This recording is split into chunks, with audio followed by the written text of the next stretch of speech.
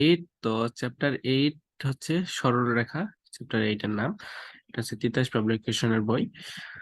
তো আমরা এই চ্যাপ্টারটি করব, খুবই সহজভাবে করব। এবং আপনারা এর আগে আমরা যতগুলো চ্যাপ্টার করিয়েছি সেই চ্যাপ্টার গুলো যদি নাও করে থাকেন তারপরে কোনো সমস্যা নেই। আমরা হচ্ছে প্রথমে ফান্ডামেন্টাল বিষয়গুলো আলোচনা করব এবং সাথে আমরা হচ্ছে এক্সাম্পল দেখার চেষ্টা করব। যেমন আমরা এই চ্যাপ্টারের কিছু সূত্র নোট করেছি এবং এই সূত্রগুলো বই থেকেই নোট করা।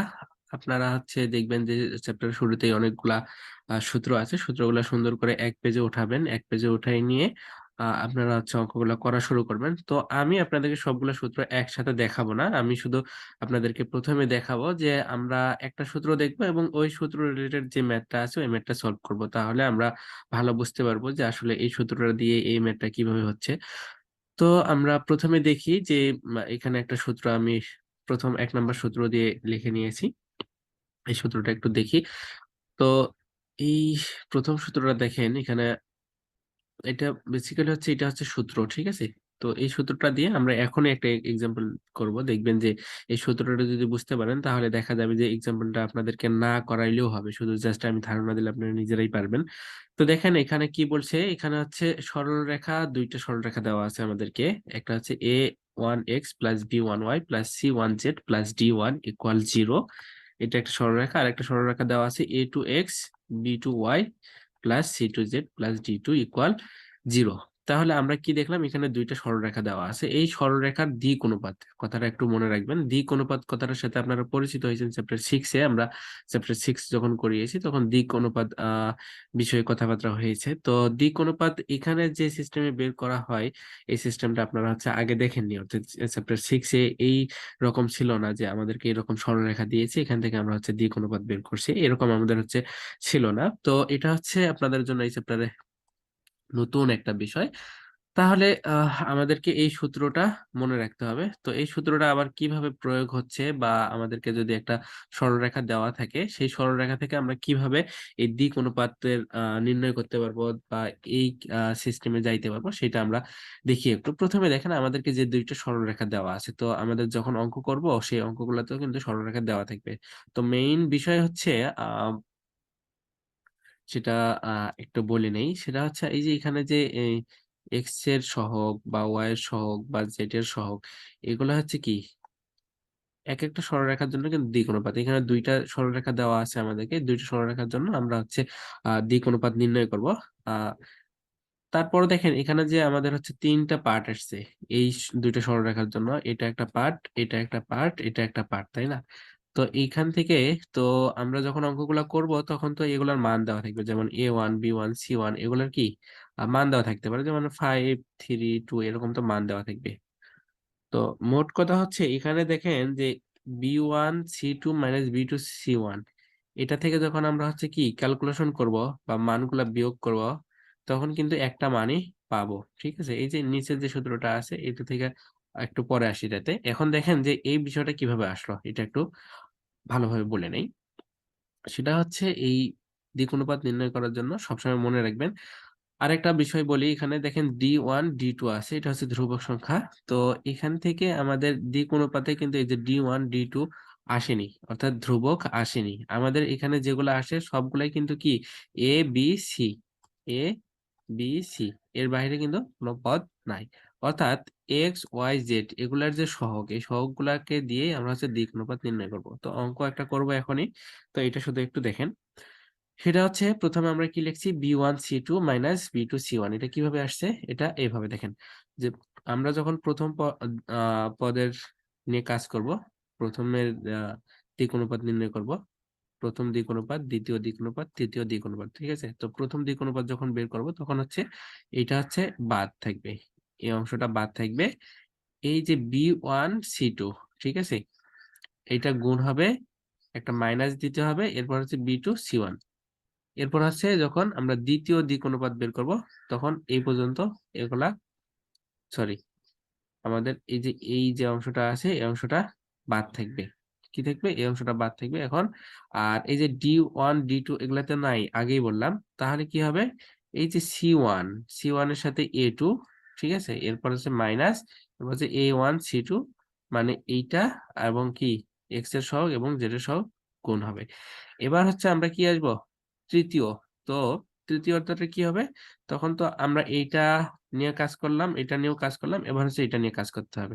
অর্থাৎ এই অংশটা কি থাকবে, আবার বাদ থাকবে। যখন তৃতীয় দ্বিক অনুপাতটা বের করবো আমরা, তখন কি হবে তাহলে a1 b2 এই যে মাইনাস একটা হবে, এবার হচ্ছে a2 b1। ঠিক আছে, তাহলে আশা করি বুঝতে পারছেন যে এই সূত্রটা আমরা হচ্ছে কিভাবে প্রয়োগ করে আমরা দ্বিক অনুপাত বের করতে পারবো। তো এখনই আমরা একটা অঙ্ক দেখি, অঙ্ক দেখলে বুঝতে পারবো যে এই সূত্রের সাহায্যে আমরা হচ্ছে আসলে দ্বিক অনুপাত বের করতে পারতেছি কিনা। তাহলে সূত্রটা আরেকবার দেখেন, যে প্রথম দ্বিক অনুপাত যখন নির্ণয় করব, তখন হবে এই অংশটা বাদ থাকবে, আমাদেরকে এইটা এবং এইটা নিয়ে কাজ হবে, মাঝখানে মাইনাস হবে। এরপর যে দ্বিতীয় দ্বিক অনুপাত যখন বের করব, তখন এই অংশটা বাদ থাকবে, এইটা এবং এটা গুণ হবে, মাইনাস হবে, এইটা এবং এটা গুণ হবে। এরপর তৃতীয় দ্বিক অনুপাত যখন নিয়ে কাজ বের করব, তখন হচ্ছে কি এইটা বাদ থাকবে, এইটা এবং এইটা গুণ হবে, মাইনাস হবে, এইটা এবং এটা গুণ হবে। ঠিক আছে, তো সূত্রটাই এতক্ষণ ধরে বোঝানোর কারণ হচ্ছে আমরা এই একটা সূত্র দিয়েই কিন্তু এই চ্যাপ্টারের অনেকগুলো অঙ্ক করতে পারবো এবং সবগুলো অঙ্কের ক্ষেত্রে আমাদের কাজে লাগবে। ঠিক আছে, এই জন্য প্রথম সূত্রটা আমি একটু লেন্থ সময় নিয়ে আপনাদেরকে বুঝাইলাম। তো ঠিক আছে, আমরা একটা এখন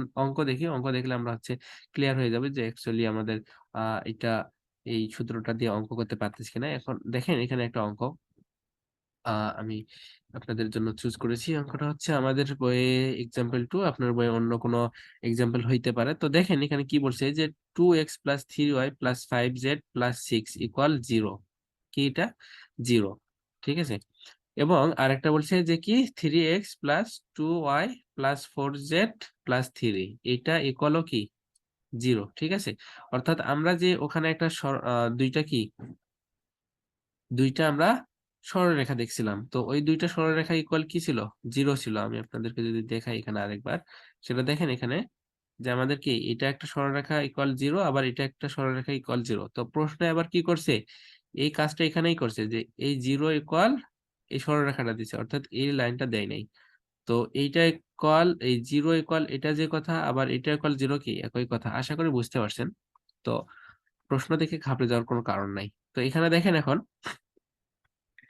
আমাদের আমি আপনাদেরকে যেভাবে সূত্রটা দেখাইলাম ওইভাবেই যদি আমি এটাকে সমাধান করে দেখাই, তাহলে ভালো হবে আরো। পরবর্তীতে আপনারা নিজেরাই বুঝতে পারবেন। তো এই যে দুইটা সরলরেখা দেওয়া আছে আমাদেরকে, এটা একটা সরলরেখা দেওয়া আছে, আবার কি 0 ইকুয়াল এটা বা এটা ইকুয়াল 0, এটা একটা সরলরেখা দেওয়া আছে, দিয়ে বলছে যে দিক অনুপাত নির্ণয় করো। তো দিক অনুপাত নির্ণয় করার জন্য প্রথমে একটা সিস্টেম দেখেন, একটা সিস্টেম দেখলে সবগুলো অঙ্কই আপনারা পারবেন। তো এখানে যেভাবে দেওয়া আছে এভাবে আমরা কি করব, প্রথমে সরলরেখার দিক অনুপাত ছক বের করব। তো ওখানে যে আমাদেরকে সূত্রটা ছিল, ওই সূত্রটা আহ, আহ, যেটা আমরা হচ্ছে দেখলাম এতক্ষণ, ওই সূত্রটা দিয়েই কিন্তু আমরা হচ্ছে দিক অনুপাতটা নির্ণয় করতে পারবো।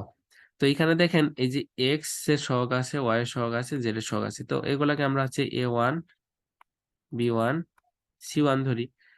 এরপরে হচ্ছে এটাকে আমরা হচ্ছে এই যে এক্স এর সহগ, এটাকে হচ্ছে a2, এটাকে হচ্ছে বি2, আর এটাকে হচ্ছে কি সি2 সহগ ধরি। ঠিক আছে, তো মূলত আমরা কি করছি দেখেন, আমাদের হচ্ছে যে সূত্রটা ছিল, এই সূত্রে কিন্তু এই যে আহ এখানে হচ্ছে এই যে a1 b1 c1 a2 b2 c2 এগুলোর মধ্যে কি গুণ হয়েছে এবং বিয়োগ হয়েছে, তাই না? তো ওই জন্যই আমরা কি করছি, আমরা এখানে আপনাদেরকে ওইভাবে আকার করে দেখাইলাম যে a1 b1 c1 প্রথম সরলরেখার জন্য, দ্বিতীয় সরলরেখার জন্য আমরা হচ্ছে এই সবগুলাকে ধরলাম a2 b2 c2। এখন দেখেন এরকম যখনই অঙ্ক পাবো, তখনই আমরা হচ্ছে সরলরেখার দিক অনুপাত ছক করে নেব। ছকটা কেমন করে নেব, এখানে দেখেন যে এই যে আমরা যেহেতু কি এটা এই যে আমাদের সূত্রে কি ছিল, এটা d1, আর এটা সূত্র কি ছিল d2, কিন্তু দিক অনুপাতের ক্ষেত্রে কিন্তু এগুলোর কোনো কাজ নাই। ঠিক আছে, d1 d2 কোনো কাজ কিন্তু ছিল না, আমরা দেখছি।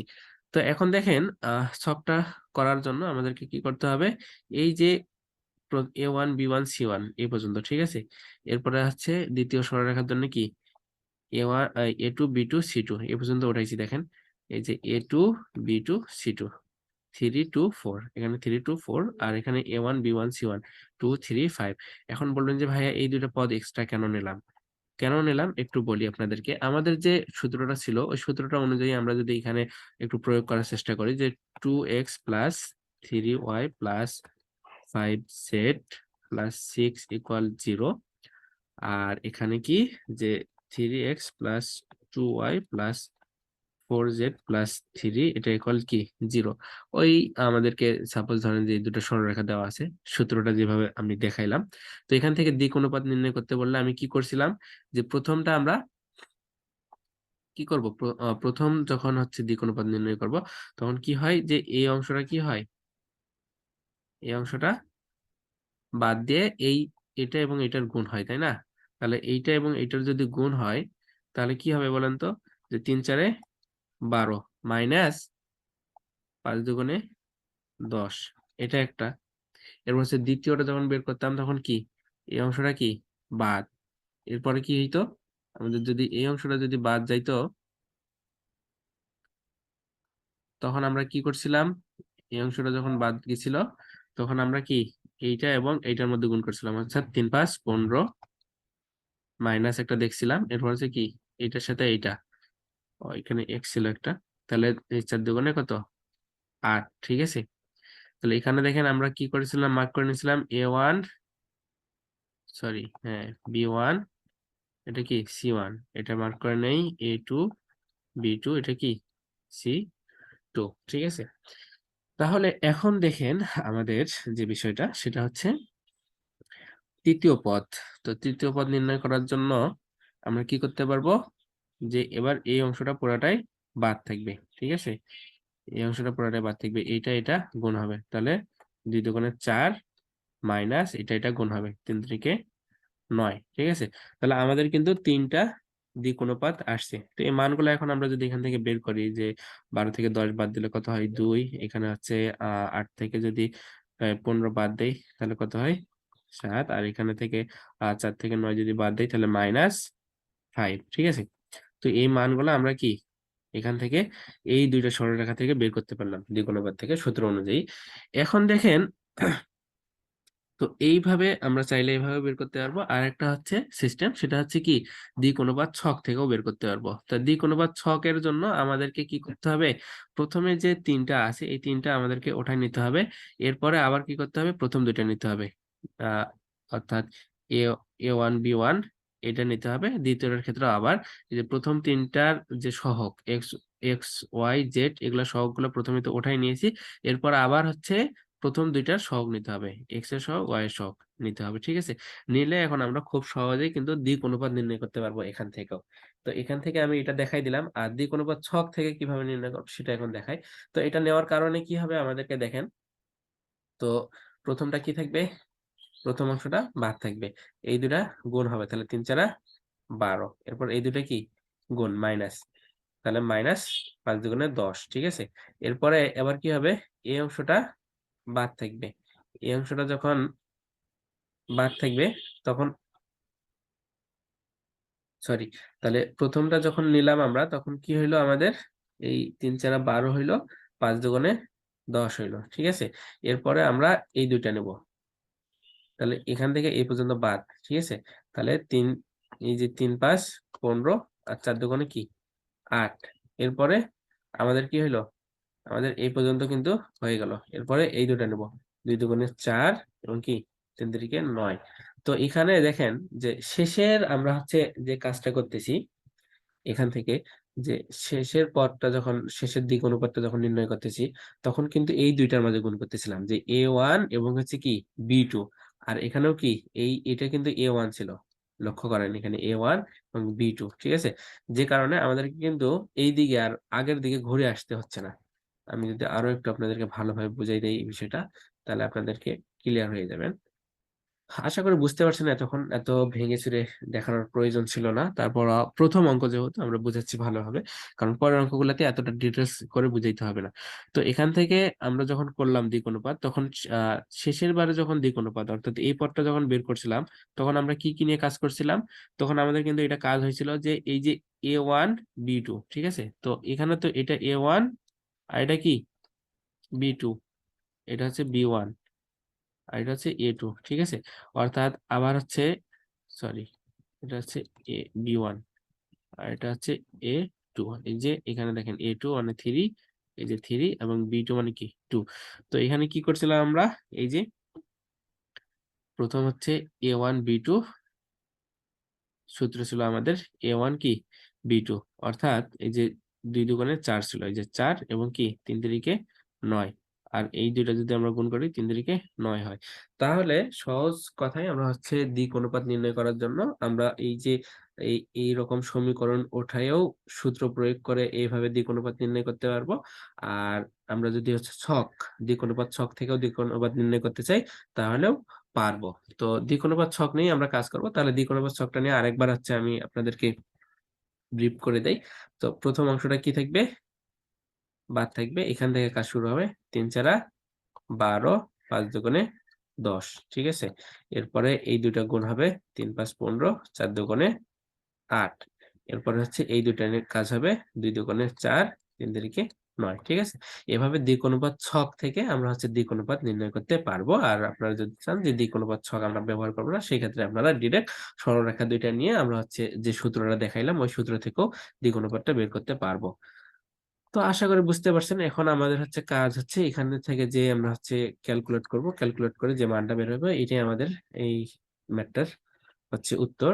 যেমন আমি তো দেখাইলামই যে 12 থেকে 10 যদি বাদ দেই তাহলে আমাদের হবে 2, এখানে 15 থেকে 8 বাদ দিলে 7, আর এখানে হচ্ছে কি এই দুটা 4 এবং 9 থেকে যদি বাদ দেই তাহলে আমাদের ক্যালকুলেশন আসবে -5। এটাই হচ্ছে আমাদের দিক অনুপাত। তো আশা করি বুঝতে পারছেন। অনেকটা সময় নিয়ে ফেললাম। তো সময় নেওয়ার কারণটাও বুঝতে পারছেন। কারণ আমরা হচ্ছে কি খুব ভালোভাবে শিখতে চাচ্ছি। তো এই কারণে আমরা এটা হচ্ছে অনেকটা সময় নিয়ে ফেললাম। এখন হচ্ছে পরের অঙ্কগুলোতে এতটা সময় লাগবে না। কারণ আমরা হচ্ছে অনেক কিছু বুঝে ফেলছি এখন। এখন দেখেন আমাদের এখানে আরেকটা অঙ্ক আমি উঠাই নিয়েছি। সেটা হচ্ছে আমার বইয়ের ৫ নাম্বার এক্সাম্পল, আপনাদের বইয়ে অন্য এক্সাম্পল হইতে পারে। এখানেও ২ টা সরলরেখা দেওয়া আছে যে x - 41 + 2z + 7 = 0, আরেকটা দেওয়া আছে কি 3x + 3y - z - 2।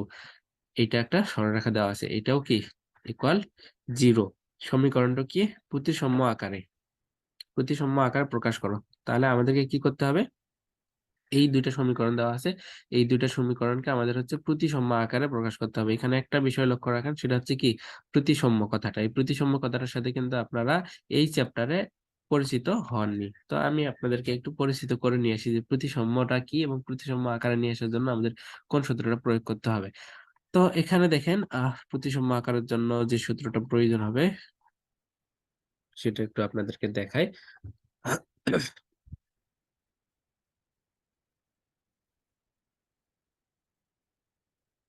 এখানে যদি লক্ষ্য করেন এখানে বলছে যে x1 y1 z1 তিনটা বিন্দু, ঠিক আছে? x1 y1 z1 বিন্দুগামী সরলরেখা দিক অনুপাত। তাহলে দিক অনুপাত এ বি সি, আর আমরা হচ্ছে যখন একটু আগে অঙ্ক করলাম ওখানে দিক অনুপাত কি দ্বারা প্রকাশ করছিলাম? A1 B1 এবং কি C1। তো আসলে দিক অনুপাত কি এ বি সি, ওখানে দুইটা সরলরেখা ছিল যে কারণে আমরা হচ্ছে কি A1 B1 C1 ধরে নিয়েছিলাম, ঠিক আছে? তাহলে বুঝতে পারতেছেন, তাহলে দিক অনুপাতকে প্রকাশ করা হচ্ছে মোটামুটি এই চ্যাপ্টারে এ বি সি। আর এখানে x1 y1 z1 বিন্দুগামী সরলরেখার দিক অনুপাত যদি ABC হয় তাহলে x - x1 y - y1 z - z1 রাশি তিনটি, এখানে দেখেন যে x - x1, এই x1 টা কোনটা বলেন তো? এই যে এখানে যে বিন্দু, ঠিক আছে? x1, এখানকার y1 টা কোনটা? এই যে এখানকার কি y1, আর এখানকার z1 মানে কি এখানকার z1 বিন্দুগামী, যেটা বুঝাইছিল আর কি। তাহলে বুঝতে পারলেন, তাহলে x - x1 y - y1 এবং কি z - z1 রাশি তিনটি এই যে দিক অনুপাত ABC, এই যে ABC এর সহিত সমানুপাতিক হইবে যেখানে x y z সরলরেখার উপরস্থ। তাহলে কি বললাম যে x y z সরলরেখার উপরস্থ যে কোনো বিন্দু কি হবে? তাহলে এক্স ওয়াই জেড সরলরেখার উপরস্থ যে কোনো বিন্দু, এটা যদি হয় এটা এরকম হবে। এখানে দেখেন কথাটা কি বলা হয়েছে যে ইহা সরলরেখার প্রতিসাম্য আকার অথবা প্রমাণ আকার। তো কোনটা? এই যে এই অংশটাই কি সরলরেখার প্রতিসাম্য আকার বা প্রমাণ আকার। তাহলে এখানে দেখেন যে সরলরেখার প্রতিসাম্য আকার বা প্রমাণ আকারটা কিভাবে আসবে? যে x - x1 / a, যেখানে a হচ্ছে কি দিক অনুপাত এবং কি x1 টা হচ্ছে যেখানকার x1 অথবা বিন্দু। এরপর হচ্ছে y - y1, যেখানে এই যে ডিভাইডেড বাই b, এই b টা কি অবশ্যই দিক অনুপাত। তো দিক অনুপাত বের করতে হয় কিভাবে সেটা আমরা তো দেখলামই, ঠিক আছে?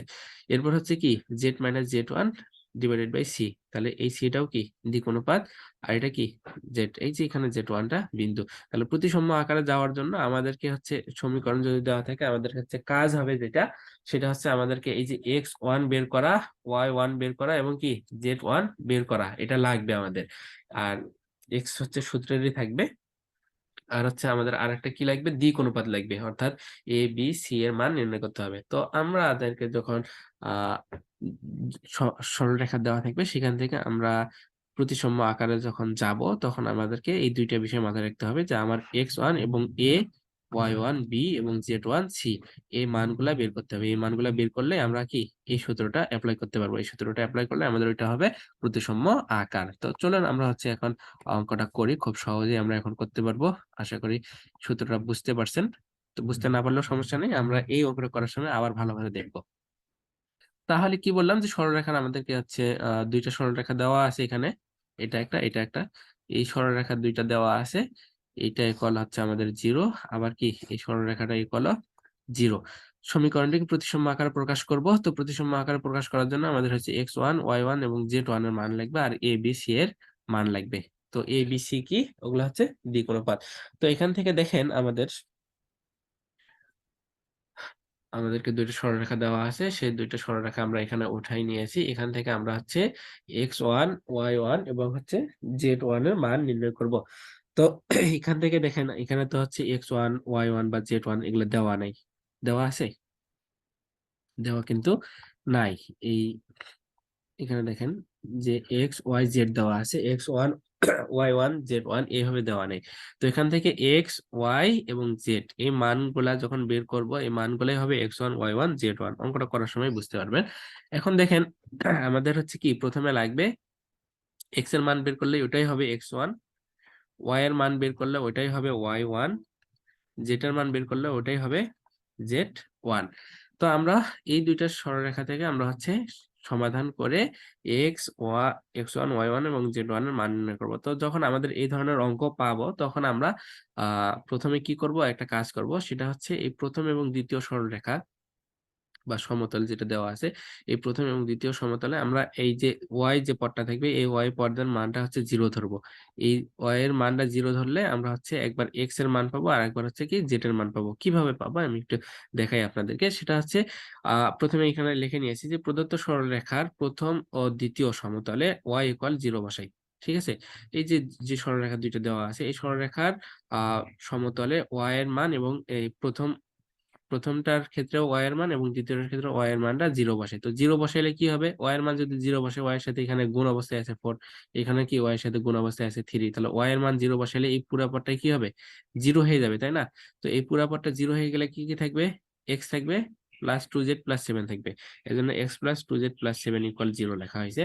এই আবার এটার ক্ষেত্রে একই, থ্রি এক্স এখানে মাইনাস জেড মাইনাস টু থাকবে, তাহলে three X minus Z minus two. এই যে এই সরলরেখাটা ইকুয়াল কি জিরো, এই জন্য কি এটা ইকুয়াল জিরো লেখা হয়েছে। এখন এখান থেকে আমরা সিম্পলি এক্স এবং ওয়াই এর মান তো আমরা পাইলাম, কিভাবে পাইলাম, ওয়াই এর মানটা তো আমরা হচ্ছে কি ওয়াই ওয়ান এর মানটা জিরো ধরছি, ঠিক আছে? তাহলে কি ধরছি, জিরো ধরছি, অর্থাৎ ওয়াই ওয়ান এর মান আমরা পেয়ে গেছি আগেই। ঠিক আছে, জিরো। এখন আমাদেরকে এক্স এবং জেড এর মান বের করতে হবে, যেগুলাই হবে কি এক্স ওয়ান এবং জেড ওয়ান, যেগুলো আমাদের বের করতে হবে। তো বের করার জন্য এখন খুবই সহজ, এই দুইটা সমীকরণ যদি আপনাদেরকে দেওয়া হয় যে এটা থেকে এক্স এর মান এবং জেড এর মান বের করেন, আপনারা নিজেরাই পারবেন। তারপর আমি একটু দেখাই দেই, সেটা হচ্ছে আমরা এই দুটো সমীকরণকে নিয়ে কিভাবে এক্স এর মান এবং জেড এর মানটা বের করতে পারি। তো প্রথম আমরা হচ্ছে এক্স এর মানটাই নির্ণয় করাই দেখাই আপনাদেরকে, যে এখানে কি আছে, দুইটা তো সরলরেখা দেওয়া আছে, এখানে তুলে নিয়েছি। কিভাবে নিয়েছি সেটা বললাম। এখান থেকে দেখেন যে এখানে শুধু এক্স আছে আর এখানে থ্রি এক্স আছে। তো এখান থেকে এমন কি কাজ করা যায় যে কাজটা করলে আমাদের এক্স এর মানটা বের হবে।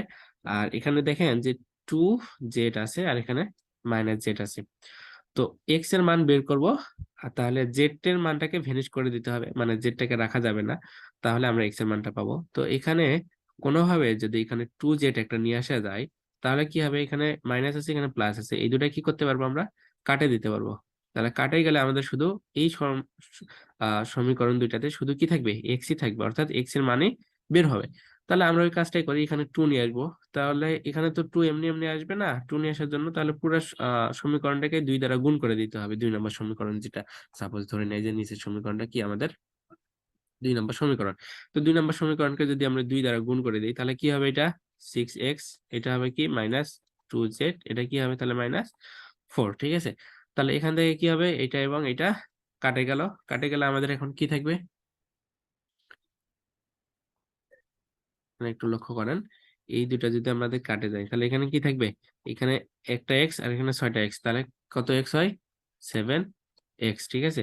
তো এটা তো কাটাই গেল, আর এখানে কি আছে, 7, আর এখানে -4, তাহলে 7 থেকে যদি 4 বাদ দেই তাহলে কত থাকে, +3 থাকে, ঠিক আছে, ইকুয়াল এই জিরোর সাথে এই জিরোর সাথে 2 গুণ করলে কত হবে, 0ই হবে। জিরোর সাথে 0 যোগ করলে কি হয়, 0 হয়। তো এখান থেকে এখন x এর মান বের করতে হবে, খুবই সহজ। তাহলে 7x ইকুয়াল, আমরা এই +3টাকে এই পাশে পার করে দেই, তাহলে -3। এখন x এর মান যেহেতু নির্ণয় করবো, যেহেতু এই যে x এর যে সহগ 7, এটা গুণ অবস্থায় আছে, পাশে পার করে দিলে কি হবে, ভাগ হয়ে যাবে, অর্থাৎ -3/7। তাহলে এই মানটা কিভাবে আসে বুঝতে পারছেন। একইভাবে জেটের মানটাও আপনারা বের করে নেবেন, জেটের মানটা বের করলে আমাদের -23/7 হবে, ঠিক আছে। তাহলে আমরা এই দুইটা সমীকরণকে সমাধান করে এক্স এর মান এবং জেটের মান পাবো। তো জেটের মান পাওয়ার জন্য আমাদেরকে কি করতে হবে, এক্সটাকে ভ্যানিশ করতে হবে। তো এক্সট্রাকে ভ্যানিশ করলে এখানে কি আছে, +3x আছে, এখানেও +3x আছে। তো প্রথমটাকে যদি আমরা 3x দ্বারা গুণ করি এবং এই সরলরেখাটাকে যদি মাইনাস করি তাহলে কি হবে, এটা এটা কাটা যাবে, কাটে গেলে বাকি মানগুলা থাকবে, ওই মানগুলাকে নিয়ে আমরা কাজ করলে যেটার মানটা -23/7 পাবো। তো এটা আপনারা নিজেরা করে নিন, খুবই সহজ একটা ক্যালকুলেট। ওকে, তাহলে আমরা এখন কি কি পাইলাম, আমাদের কিন্তু একটা বিষয় পাইলাম, সেটা কি, সেটা হচ্ছে আমরা x1 y1 এবং z1 এর মানটা কিন্তু পাইলাম। সেটা কি, যে x এর মান তো এটা, z এর মান এইটা, আর তাহলে আমরা লিখতে পারবো যে প্রদত্ত সরলরেখার উপর, তাহলে এটা কি x1, এটা y1 মানে 0, আমরা আগেই ধরে নিয়েছি, এবং এটা কি, এই যে z1, ঠিক আছে। তাহলে ওই যে সূত্রটাতে দেখলাম না, যে এরকম বিন্দু দেওয়া ছিল x y, x1 y1, এটা কি z1 একটি প্রদত্ত সরলরেখার উপর x1 y1 z1 একটি কি বিন্দু, এটা আমরা সূত্রতে পড়লাম। এই যে এখানকার সূত্রটা দেখেন, আরেকবার যদি আমি সূত্রটা দেখাই, দেখি x1 y1 z1 বিন্দুগামী সরলরেখার দিক অনুপাত ABC। তো এখন আমাদের হচ্ছে ABC বের করতে হবে। তো ABC টা একটু বের করি আমরা এখন। তাহলে সেই কথাটাই আমরা এখানে প্রথমে লিখে নিলাম যে এগুলা কি, একটি বিন্দু। এখন আবার সরলরেখার দিক অনুপাত নির্ণয়, তো সরলরেখার দিক অনুপাত নির্ণয় করব, এবিসির মান বের করতে হবে, কারণ সূত্রটা অ্যাপ্লাই করতে হবে।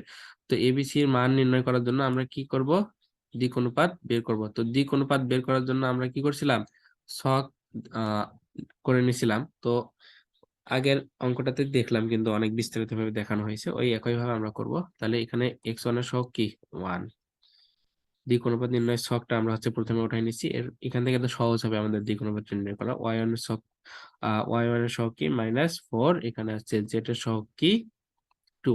এরপর কি করতে হবে, আবার a1 b1 অর্থাৎ x এর সহগ এবং y এর সহগ নিতে হয়। তাহলে x এর সহগ এখানে কি 1 এবং কি y এর সহগ -4। একইভাবে দ্বিতীয়টার ক্ষেত্রেও, তাহলে 3 3, এখানে কি z এর সহগ কি -1, তাহলে 3 3 -1, এই যে 3 3 -1। এরপর প্রথম দুইটা আবার নিতে হবে, তাহলে 3, এরপরে কি 3।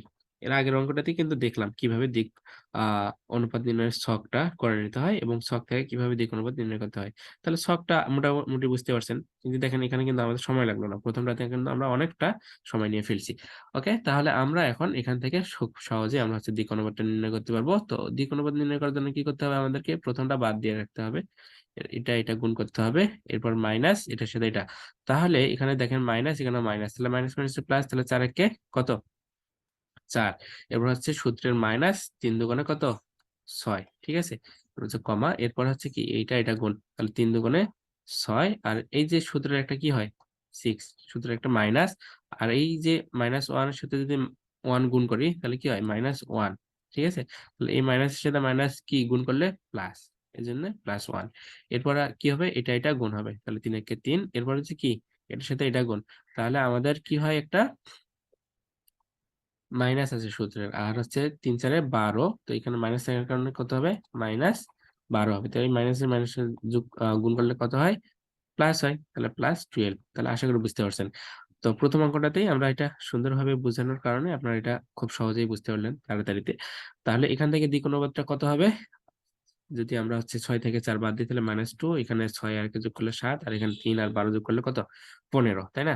তাহলে আমরা দ্বিক অনুপাত পাইলাম। তাহলে এটাই হচ্ছে কি এ, এটা হচ্ছে বি, এটা কি সি। অর্থাৎ এ বি সি এটা হচ্ছে কি দ্বিক অনুপাত। তাহলে এখন আমরা সূত্রটা অ্যাপ্লাই করব, প্রতিসাম্য আকারের যে সূত্রটা, ওই সূত্রটা এখন অ্যাপ্লাই করে দেব। প্রতিসাম্য আকারের সূত্রটা কি ছিল আমাদের? এই যেটা ছিল যে x minus X one divided by A, Y minus Y one divided by B, Z minus Z one divided by কি সি। তাহলে আমরা এ বি সি এগুলোর মান পাইছি, এক্স ওয়াই জেড এগুলোর কি মান পাইছি, শুধু জাস্ট অ্যাপ্লাই করে দিব। আর ভাষাটা লিখে দেবো আমাদের যে এখানে কথাবার্তাগুলো লেখা আছে, ওই সূত্রতে যে কথাবার্তাগুলো পড়ছি ওই কথাবার্তাগুলো, যে সুতরাং এত এত এত বিন্দুগামী এবং এত এত এত দিক অনুপাত, ঠিক আছে। বিশিষ্ট নির্ণয়ের প্রতিসাম্য আকারের সরলরেখা সমীকরণ হবে তাহলে x minus X one divided by A equal Y minus Y one divided by B equal Z minus Z one divided by কি সি। তাহলে এখানে দেখেন x তো x সূত্রের মাইনাস এক্স ওয়ান, তো এক্স ওয়ানটা কি ছিল? এখানে দেখেন -3/7। তো এই যে -3 আর এই মাইনাস কি হবে? প্লাস হবে, ঠিক আছে। তাহলে -3/7 এক্স ওয়ান এর মানটা ডিভাইডেড বাই কি ছিল? এ। তাহলে এর মান কি? এখান থেকে দেখাইলাম যে এটা এ, এটা কি বি, দ্বিক অনুপাত, এটা কি সি। তাহলে -2, এই জন্য কি এখানে -2 equal Y minus Y one. তাহলে ওয়াই ওয়ান এর মান কত? 0, এই জন্য ওয়াই মাইনাস 0, আর বি মানে কি 7, ঠিক আছে। এই যে বি 7, এরপর হচ্ছে কি জেড মাইনাস জেড ওয়ান। তাহলে এখানে তো জেড আছে, minus Z one, Z one এর মান কত? এখানে দেখেন -23। তাহলে এই যে এই মাইনাস আর এই মাইনাসে কি হবে? প্লাস হবে। তাহলে 23/7, এই জন্য কি 23/7 ডিভাইডেড বাই কি সূত্রের সি। এই যে সি মানে কি এখানে 15। আশা করি বুঝতে পারছেন। তাহলে আমাদেরকে এটা নির্ণয় করতে বলছিল। তো এই রিলেটেড যতগুলো অঙ্ক আছে আপনারা এখন খুব সহজেই বুঝতে পারবেন। এরপরে আমরা আরো দুইটা ম্যাথ দেখবো, খুবই গুরুত্বপূর্ণ। দেখেন এই ম্যাথটা খুবই সহজ, মাত্র 2 লাইনের অঙ্ক শেষ। এখন এতক্ষণ যারা অঙ্কগুলো করলেন এই দুইটা অঙ্ক, তাদের জন্য এই ম্যাথটা হচ্ছে খুবই সহজ হবে আর কি। সরি, আমি একটু অসুস্থ। তো আমরা এই ম্যাথটা একটু দেখি। যে দেখাও যে 3x plus 4y minus Z minus 7 equal 0 সমতলের উপর লম্ব 1 2 3 বিন্দুগামী সরলরেখার সমীকরণ এইটা, ঠিক আছে। এটা আমাদেরকে প্রমাণ করতে হবে। তাহলে এখানে দেখেন আমাদেরকে একটা সরল রেখা দেওয়া আছে, এখান থেকে আমাদেরকে প্রমাণ করতে হবে এই অংশটা, যে x minus one divided by three equal Y minus two divided by four equal Z minus three divided by one. তো একটু আগেই যেটা আমরা করলাম প্রতিসাম্য আকার, তো ওই আকারের সূত্রের মতো এটা লাগতেছে না? যে X minus X one Y minus Y one Z minus কি জেড ওয়ান। তার মানে আমরা কি করতে পারি এখান থেকে, এবং এগুলা কি এ বি সি। তাহলে এখান থেকে আমরা দুইটা বিষয় ক্লিয়ার ধারণা পাই। সেটা হচ্ছে বিন্দুগুলা কি, এই যেখানে কি আমাদের যে মানটা দেওয়া আছে, একটু মিশাই নিলে ভালো হবে। তাহলে এখানে দেখেন এক্স মাইনাস এক্স ওয়ান, তাহলে এক্স মাইনাস এক্স ওয়ান। তো এখানে কি এক্স ওয়ান এর মানটা তাহলে কত বলেন তো? এক্স ওয়ান এর মানটা কিন্তু +1, ঠিক আছে। এরপর হচ্ছে ওয়াই মাইনাস ওয়াই ওয়ান। তাহলে ওয়াই ওয়ান এর মান কি? এখানে ওয়াই ওয়ান এর মানটা কি 2, এখান থেকে বুঝতে পারতেছি একটু আগে যেটা দেখাইলাম। এবার হচ্ছে কি জেড মাইনাস জেড ওয়ান সূত্র অনুযায়ী হয়। তাহলে এখান থেকে জেড ওয়ান ইকুয়াল আমরা কি লিখতে পারি? 3 লিখতে পারি। আর এ ওয়ান এর মান 3, বি ওয়ান সরি এর মান 3, বির মান 4, এবং কি সির মান -1। এগুলা কি নিচের গুলা এ বি সি, এগুলো হচ্ছে কি দিক অনুপাত। তাহলে এরকম যদি আমাদেরকে প্রমাণ করতে বলে বা এই আকারে যদি কোনো সমীকরণ দেওয়া থাকে, তাহলে সেখান থেকে দেখতে পাবো যে নিচের যেগুলা থাকে এগুলো হচ্ছে মূলত দিক অনুপাত, আর উপরে এক্স মাইনাস যে মানটা দেওয়া থাকবে ওগুলা মূলত কি বিন্দু। এটা হচ্ছে এক্স ওয়ান, এটা হচ্ছে ওয়াই ওয়ান, এটা কি জেড ওয়ান। তো এতটুকু ধারণা থাকলে এখন আমরা অঙ্কটা করতে পারবো। অর্থাৎ আমাদেরকে এটা কিন্তু প্রমাণ করতে হবে এই সমীকরণটা দেওয়া আছে, ঠিক আছে। এবং এই বিন্দুগুলা দেওয়া আছে, এই বিন্দুগুলা আমাদেরকে দেওয়া আছে এবং এত বিন্দুগামী। হ্যাঁ, এখন আমরা অঙ্কটা করি। এখান থেকে এই দুইটা এলিমেন্ট নিয়ে কাজ করে আমাদেরকে এটা প্রমাণ করতে হবে। তো প্রমাণ করি আমরা। তাহলে প্রথমে যেটা দেওয়া আছে আমাদের সমীকরণ, সেই সমীকরণটাকে আমরা উঠাই নিয়েছি যে 3x + 4y - z - 7 = 0 সমতলের উপর যে কোনো লম্ব সরলরেখার দিক অনুপাত। তো সরলরেখার আমাদেরকে তো দিক অনুপাত লাগবে, তাই না? তো দিক অনুপাত লাগবে। তো দিক অনুপাত আমাদেরকে নির্ণয় করার জন্য আমরা কি করছিলাম, এতক্ষণ আমাদেরকে দুইটা সমীকরণ দেওয়া ছিল, কিন্তু দুইটা সমীকরণ দেওয়া থাকলে আমরা দিক অনুপাত নির্ণয়ের ছক থেকে দিক অনুপাত নির্ণয় করছিলাম, অথবা সূত্র প্রয়োগ করেও দিক অনুপাত নির্ণয় করছিলাম। তো মূলত আমরা কি দেখছিলাম যে এই যে এক্স এর সহগ, ওয়াই সহগ, জেড এর সহগ, এগুলাই কি দিক অনুপাত। তো এখান থেকে এগুলাই হবে দিক অনুপাত। এই একটাই যেহেতু সরলরেখা দেওয়া আছে আমাদেরকে, এখানে একটা সমীকরণ দেওয়া আছে, তাহলে এই সমতলের উপর যে কোনো লম্ব সমীকরণের দিক অনুপাত কি হবে? তাহলে এক্স এর সহগ 3, এরপর হচ্ছে কি ওয়াই সহগ 4, এরপর হচ্ছে কি জেড এর সহগ মাইনাস কিছু নাই, মানে কি 1 আছে, তাহলে -1। তাহলে আমরা কিন্তু দিক অনুপাত পাইলাম। তো এই যে কি এগুলা কি দিক অনুপাত, তাই না? তাহলে আমাদেরকে দিক অনুপাত যেটা লাগবে সেটা পাইলাম। এখন আমাদের বিন্দু লাগবে। বিন্দু কি লাগবে? x1, y1 এবং কি z1 এর মান বের করতে হবে। এই মানগুলো বের করলে আমরা হচ্ছে কিন্তু কি এই মানগুলো শুধু পাইলেই আমাদের কিন্তু দিক অনুপাত পাইছি। দিক অনুপাত গুলো শুধু নিচে বসাই দিলে আমাদের কিন্তু উত্তর চলে আসবে, অর্থাৎ এই আকারটা চলে আসবে। ঠিক আছে, তাহলে এখন দেখেন আমরা দিক অনুপাত পাইছি। এখন দিক অনুপাত, আর আমাদের প্রশ্নে কিন্তু বিন্দু দেওয়া ছিল। কি বিন্দু দেওয়া ছিল? যে 1 2 3 বিন্দুগামী। প্রশ্নটা একটু আরেকবার আপনাদেরকে দেখাই। এখানে দেখেন এখানে কি বলছে, সবকিছু ক্লিয়ার করে নেই। যে 1 2 3 বিন্দুগামী, ঠিক আছে। তাহলে এখানে বলছি কথাটা আবার। সুতরাং 1 2 3 বিন্দুগামী এবং এই যে দিক অনুপাত যে বের করলাম, এত দিক অনুপাত বিশিষ্ট নির্ণয় সরলরেখার সমীকরণ। ঠিক আছে, তাহলে আমাদেরকে কি প্রশ্নে কিন্তু বিন্দুগুলা দেওয়াই ছিল, আর বিন্দুগুলো আমি কি বলছিলাম, সূত্রতেও বলছিলাম, এর আগের অঙ্কতেও বলছিলাম, আর এটাও প্রথমের দিকে বললাম যে কি এগুলা হচ্ছে কি বিন্দু। ঠিক আছে, x1, এটা হচ্ছে কি y1, এটা কি z1। তাহলে প্রথমটা কি হবে আমাদের? এই এই বিন্দুগুলা কি হবে? প্রথমটা এটা হবে x1, এটা হবে কি y1, আর এটা হবে কি z1, তাই না? একটু আগে সূত্র দেখলাম, এই সূত্র দিয়ে আমরা অঙ্কও দেখলাম, এরপরে এখানেও প্রথমে বুঝে নিলাম। তো এখন আমরা শুধু জাস্ট সরলরেখার সমীকরণটা করব। তাহলে x - x1 মানে কি? এই যে এই ওয়ানটা ডিভাইডেড বাই কি এ মানে কি এখানে 3, তাই না? দিক অনুপাত। এরপর হচ্ছে কি y - y1, তাহলে y1 এর মান কোনটা? এই যে এই বিন্দুটা 2 ডিভাইডেড বাই কি 4, এটা কি বি, এটা এ, এটা কি সি, তাই না? এরপর হচ্ছে কি z - z1, তাহলে z - z1 এর মান কত? 3, এটা বিন্দু 3 ডিভাইডেড বাই কি -1। এই -1টা কোনটা? এই যে এটা দিক অনুপাত। ঠিক আছে, যেটার সহগ। তাহলে আশা করি বুঝতে পারছেন আমাদেরকে এটা নির্ণয় করতে বলছিল। এখন আমরা একটা কি প্রমাণ করে দিয়েছি। দেখেন এইটা এবং এইটা কি একই কথা। এখন আমরা একটা হোমওয়ার্ক দেব এবং আর একটা অঙ্ক দেখাবো, দেখাই আমাদের আজকের ক্লাসটা এখানে শেষ করবো ইনশাল্লাহ। এবং আশা করি যে এরপরের ক্লাসগুলোতে বেশি সময় লাগবে না, কারণ আমরা ফান্ডামেন্টাল বিষয়গুলো দেখে নিলাম এবং অনেকগুলো ম্যাথও সলভ করলাম। তো এখানে একটা ম্যাথ দেখেন, আমি একটু দেখাই। শুধু জাস্ট সূত্রগুলো যদি মনে রাখতে পারেন আর প্রাথমিক যে বিষয়গুলো বলছি এই বিষয়গুলো জানলে এই চ্যাপ্টারের বাকি অঙ্কগুলো আপনারা নিজেই পারবেন আর কি। শুধু জাস্ট সূত্রগুলোর প্রয়োগ জানতে হবে। তো এখানে বলছে যে দেখাও যে x - 5 divided by 4 equal y - 7 divided by 4 equal z + 3 divided by -5। এটা একটা সমীকরণ সাপোজ ধরেন। এবং আরো একটা দেওয়া আছে যে x - 8 divided by 7 equal y - 4 divided by 1 equal z - 5 divided by 3। এটা একটা সমীকরণ। এই দুইটা সরলরেখার দুইটি সমতলীয়, এবং তাহলে কি বলছে যে সমতলীয় এবং ওই সমতলের সমীকরণ এইটা। তো প্রথমে আমাদেরকে এখানে আমাদেরকে সমতলের সমীকরণ এইটা, আর আমাদেরকে হচ্ছে কি দেখাইতে হবে যে এটা সমতলীয়।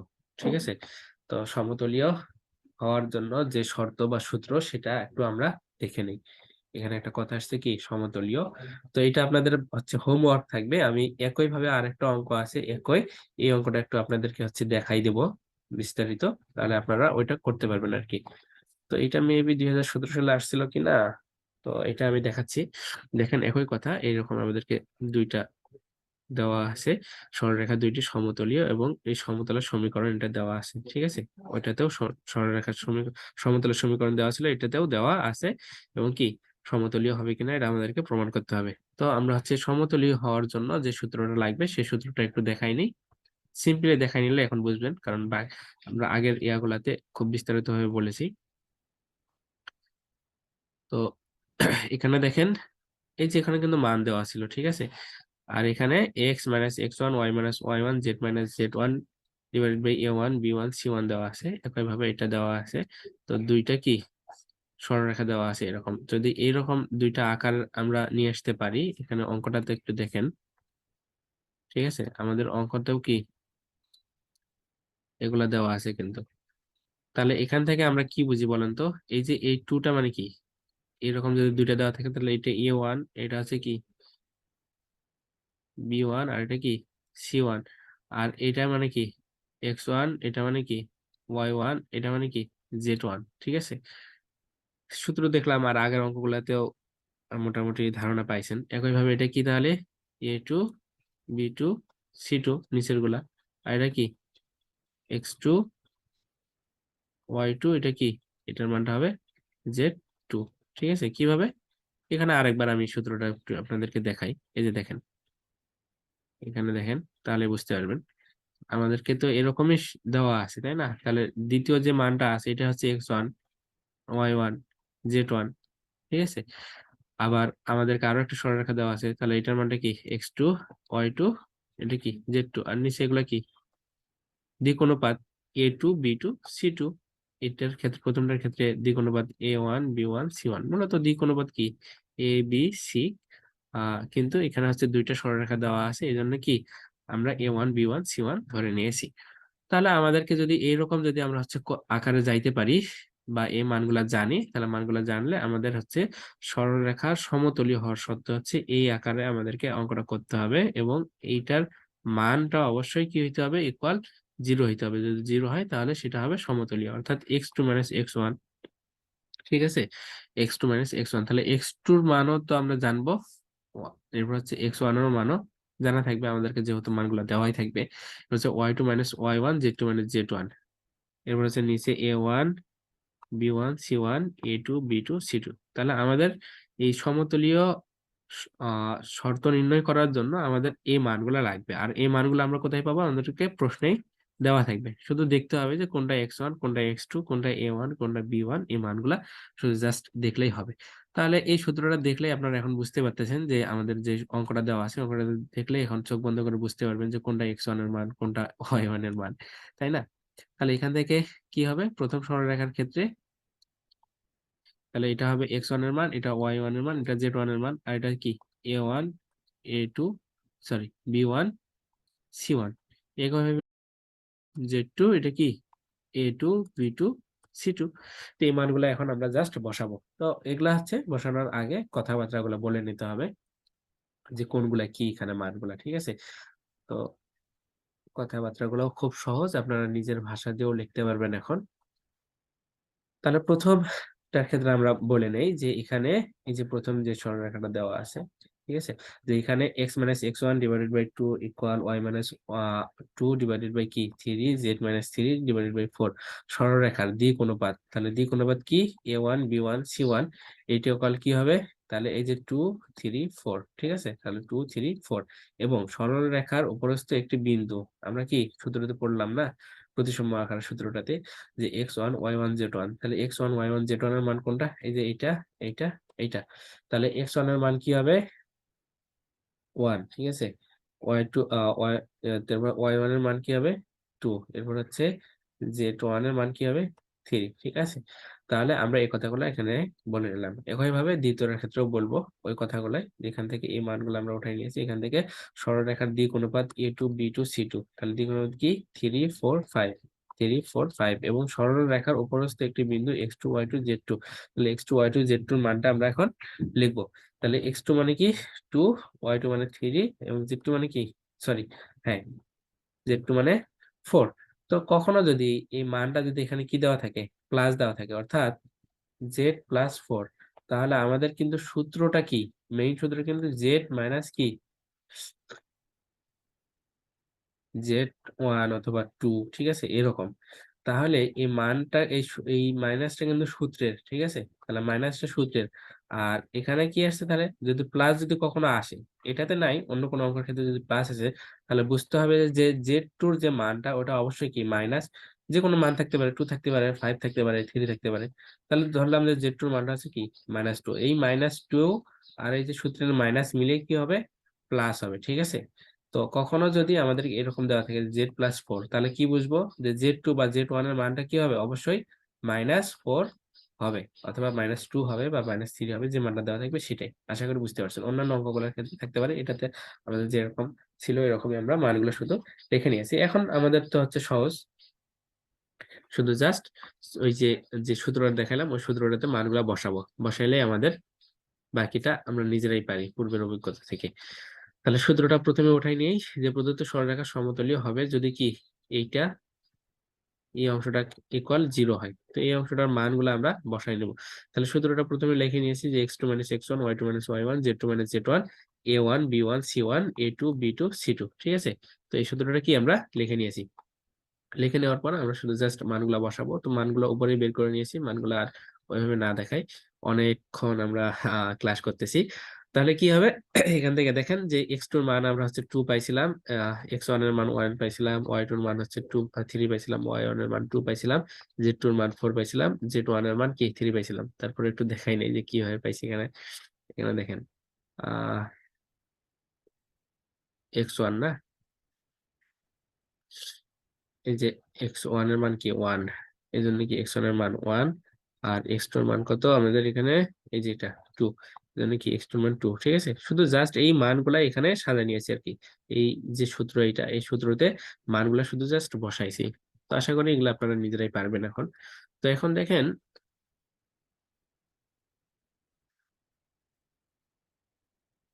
আমাদের কি হবে, যে এই বাম পক্ষ এটা, এটা ইকুয়াল কি হবে, হইতে হবে 0 হইতে হবে, অর্থাৎ এটার মানটা 0 হইলে কি হবে, আমাদের সমতলীয় হবে। তো আমরা এই কাজটাই করছি, শুধু জাস্ট মানগুলা ওঠাই।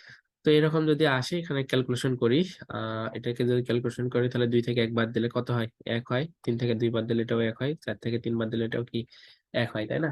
এখন এটা থেকে আমরা কিন্তু সহজে মান বের করতে নিয়ে আসতে পারি। আমরা যদি বিস্তার করি তাহলে কি মান গুলা বের হবে। তো বিস্তার করার নিয়ম কি, প্রথমে আমরা যদি ওয়ানটাকে কমন নেই, তাহলে এইটা সারি বাদ, এবার আবার কলাম বাদ, এটা গুণ হবে, মাইনাস হবে, এটা কি গুণ, অর্থাৎ এরকম প্লাস, প্রথমটার জন্য আবার প্লাস, দ্বিতীয়টার জন্য মাইনাস, পরেরটার জন্য প্লাস, এইভাবে চলে। Minus plus plus minus minus plus, এটা কি সূত্র, বিস্তারের সূত্র। এগুলা আপনারা ছোট থেকে করে আসতেছেন, ক্লাস 8, 9, 10, 11, ঠিক আছে, সব জায়গায় করছেন। আর আগের অনেকগুলা আমরা চ্যাপ্টার করেছি, সেগুলো তো দেখিয়েছি। তো যখন আমরা 1 নেব তখন কি হবে, 3×5=15, সূত্রে হবে -4×4=16। এরপর হচ্ছে কি, এরপরটার জন্য মাইনাস হবে, তাহলে এই জন্য মাইনাস। এবার কি নেব, এই ওয়ানটাকে নেব। তো এবার যদি আমরা এই ওয়ানটাকে নেই, তাহলে কি হবে আমাদের, এই ওয়ানটাকে নিলে আমাদের এটা বাদ, এই লাইন কি উপরেরটা বাদ, এবং এটা বাদ। বাকি থাকে কি কি আমাদের, এইটা এবং এইটা গুণ হবে, এইটা এবং এটা কি হবে, গুণ হবে। তাহলে 5×2 কত, 10, সূত্রে -3×4=12, ঠিক আছে। এরপরেরটার জন্য কি প্লাস, তাহলে এবার কি নেব, এই যে এই ওয়ানটাকে নেব। তো এই ওয়ানটাকে যদি আমরা নেই, তাহলে কি হবে, এই উপরের লাইন বাদ এবং কি এই কলামটা বাদ। তাহলে আমাদের কি করতে হবে, এটা গুণ, এটা কি গুণ। তাহলে 4×2=8, এরপরে কি 3×3=9, সুতরাং মাইনাস। এখন এটাকে জাস্ট ক্যালকুলেশন করব। তো 1 দ্বারা গুণ করলে কি হয়, এটাই হয়, ঠিক আছে। এটা দ্বারা গুণ করলে শুধু চিহ্নটা পরিবর্তন হবে, এটা দ্বারা গুণ করলে এটাই হবে। তো এখানে দেখেন 16 থেকে যদি 15 বাদ দেই, তাহলে -1। আর এখানে কি, এই যে মাইনাসের সাথে যদি 1 আমরা -1 এর সাথে যদি 10 গুণ করি, তাহলে -10 হয়। আর এই মাইনাসের সাথে যদি এটা গুণ করি, তাহলে প্লাস হবে 12। তাহলে এই যে 12 থেকে যদি 10 বাদ দেই, তাহলে কি +2 থাকে। আর এই যে 9 থেকে যদি 8 বাদ দেই, তাহলে -1।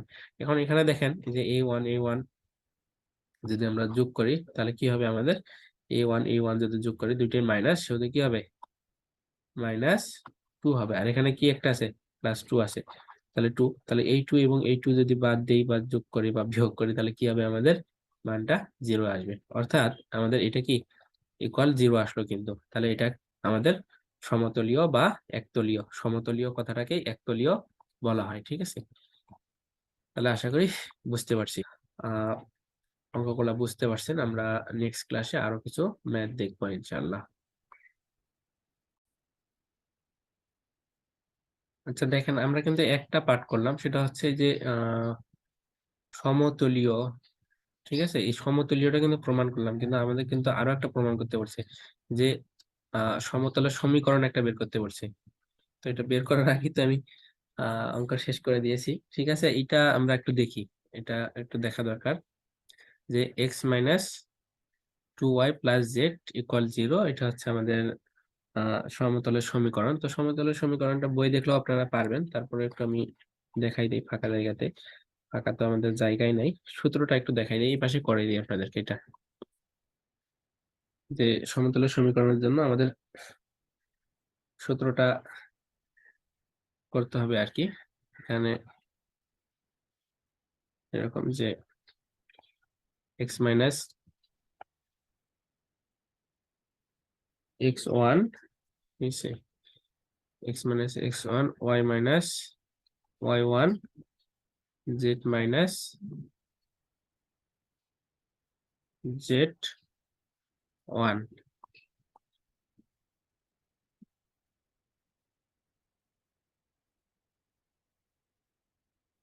এরপরে হচ্ছে আমাদের সূত্র হবে a1 b1 c1 a2 b2 c2। ঠিক আছে, এই তো। তো এই সূত্রটা প্রয়োগ করে আমরা হচ্ছে সমীকরণ পাবো। এখানে মানটা বসাই দেই, এর মানটা হচ্ছে কি, যদি আমরা করি তাহলে x - x1 এর মান কত, এই যে 1। ঠিক আছে, তাহলে 1, y - y1, তাহলে y1 এর মান কত, এই যে 2। ঠিক আছে, 3, এই যে 3। ঠিক আছে, এরপর হচ্ছে a1 আর a2, তাহলে 2 3 3 4 5 4, এগুলা লেখাই নেই। 2 3 3 4, আর এখান থেকে কি 4 5। ঠিক আছে, এইটা ইকুয়াল কি 0। তো এটাকে এখন আপনারা নিজেরা যদি বিস্তার করেন তাহলে আর কি পারবেন, সমস্যা নাই। তো বিস্তারটা কোথায় করি, খাতার তো আমাদের জায়গায় নাই। আচ্ছা, এই পাশে একটু দেখাই দিই আপনাদেরকে। তাহলে প্রথমে আমরা কি করব, এটাকে যদি আমরা কমন নেই তাহলে কি হবে আমাদের, এইটা বাদ এবং কি এটা বাদ, এটা গুণ, এটা কি গুণ। তাহলে প্রথমে কমন নেব কি, x - 1 কিনলাম, তাহলে 3 5 15, মাইনাস 4 4 16। ঠিক আছে, ওকে। এরপর হচ্ছে কি, সূত্রে আসবে মাইনাস, এরপর হচ্ছে এটাকে কমন নেব, এটাকে যদি কমন নেই তাহলে y - 2, তাহলে y - 2, এটাকে কমন নিলে কি হবে, তাহলে এটা বাদ এবং এই লাইনও বাদ। তাহলে আমাদের কি থাকবে, এই 2 এর সাথে 5 গুণ হবে, তাহলে 5 দুগুণে 10, মাইনাস এই 3 এর সাথে এটা গুণ হবে, তাই না?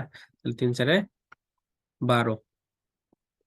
ঠিক আছে, 3 4 কত, 12। এরপরে হচ্ছে আমাদের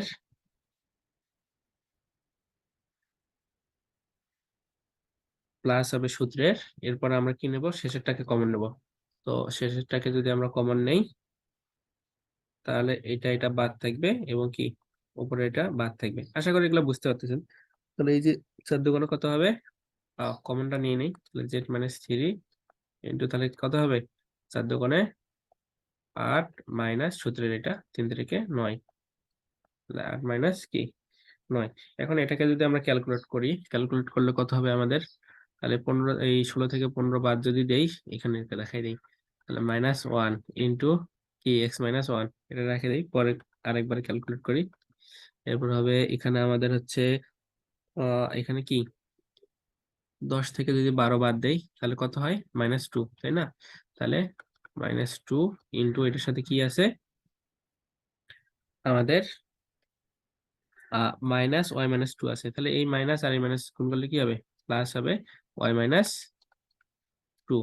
এরপরে আমাদের কি আছে, এখানে যদি আমরা বাদ দেই তাহলে কি -1 হয়, 9 থেকে যদি 8 বাদ দেই তাহলে -1, এটার সাথে ইনটু কি আছে, z-3, তাহলে z-3। এখন এটাকে গুণ করে দেন, তাহলে আমাদের কাঙ্ক্ষিত যে উত্তর সেটা কিন্তু চলে আসবে।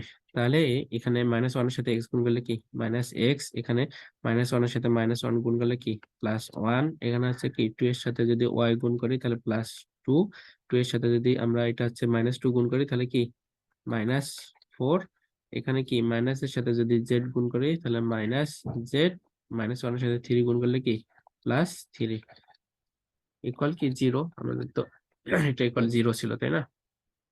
তাহলে এই সমীকরণটাকে আমরা শুধু জাস্ট এখন যদি একটু ক্যালকুলেট করি তাহলে আমাদের কি হবে, আমাদের এখানে দেখেন যে কি থাকতেছে -x, আর এখানে কি থাকে 1, এখানে থাকে কি 4, এখানে থাকে 3। তাহলে এই যে 1 এর সাথে যদি 3 যোগ করি তাহলে 4, 4 থেকে -4 বাদ দিলে কি 4, অর্থাৎ সংখ্যাগুলো কাটে যায়।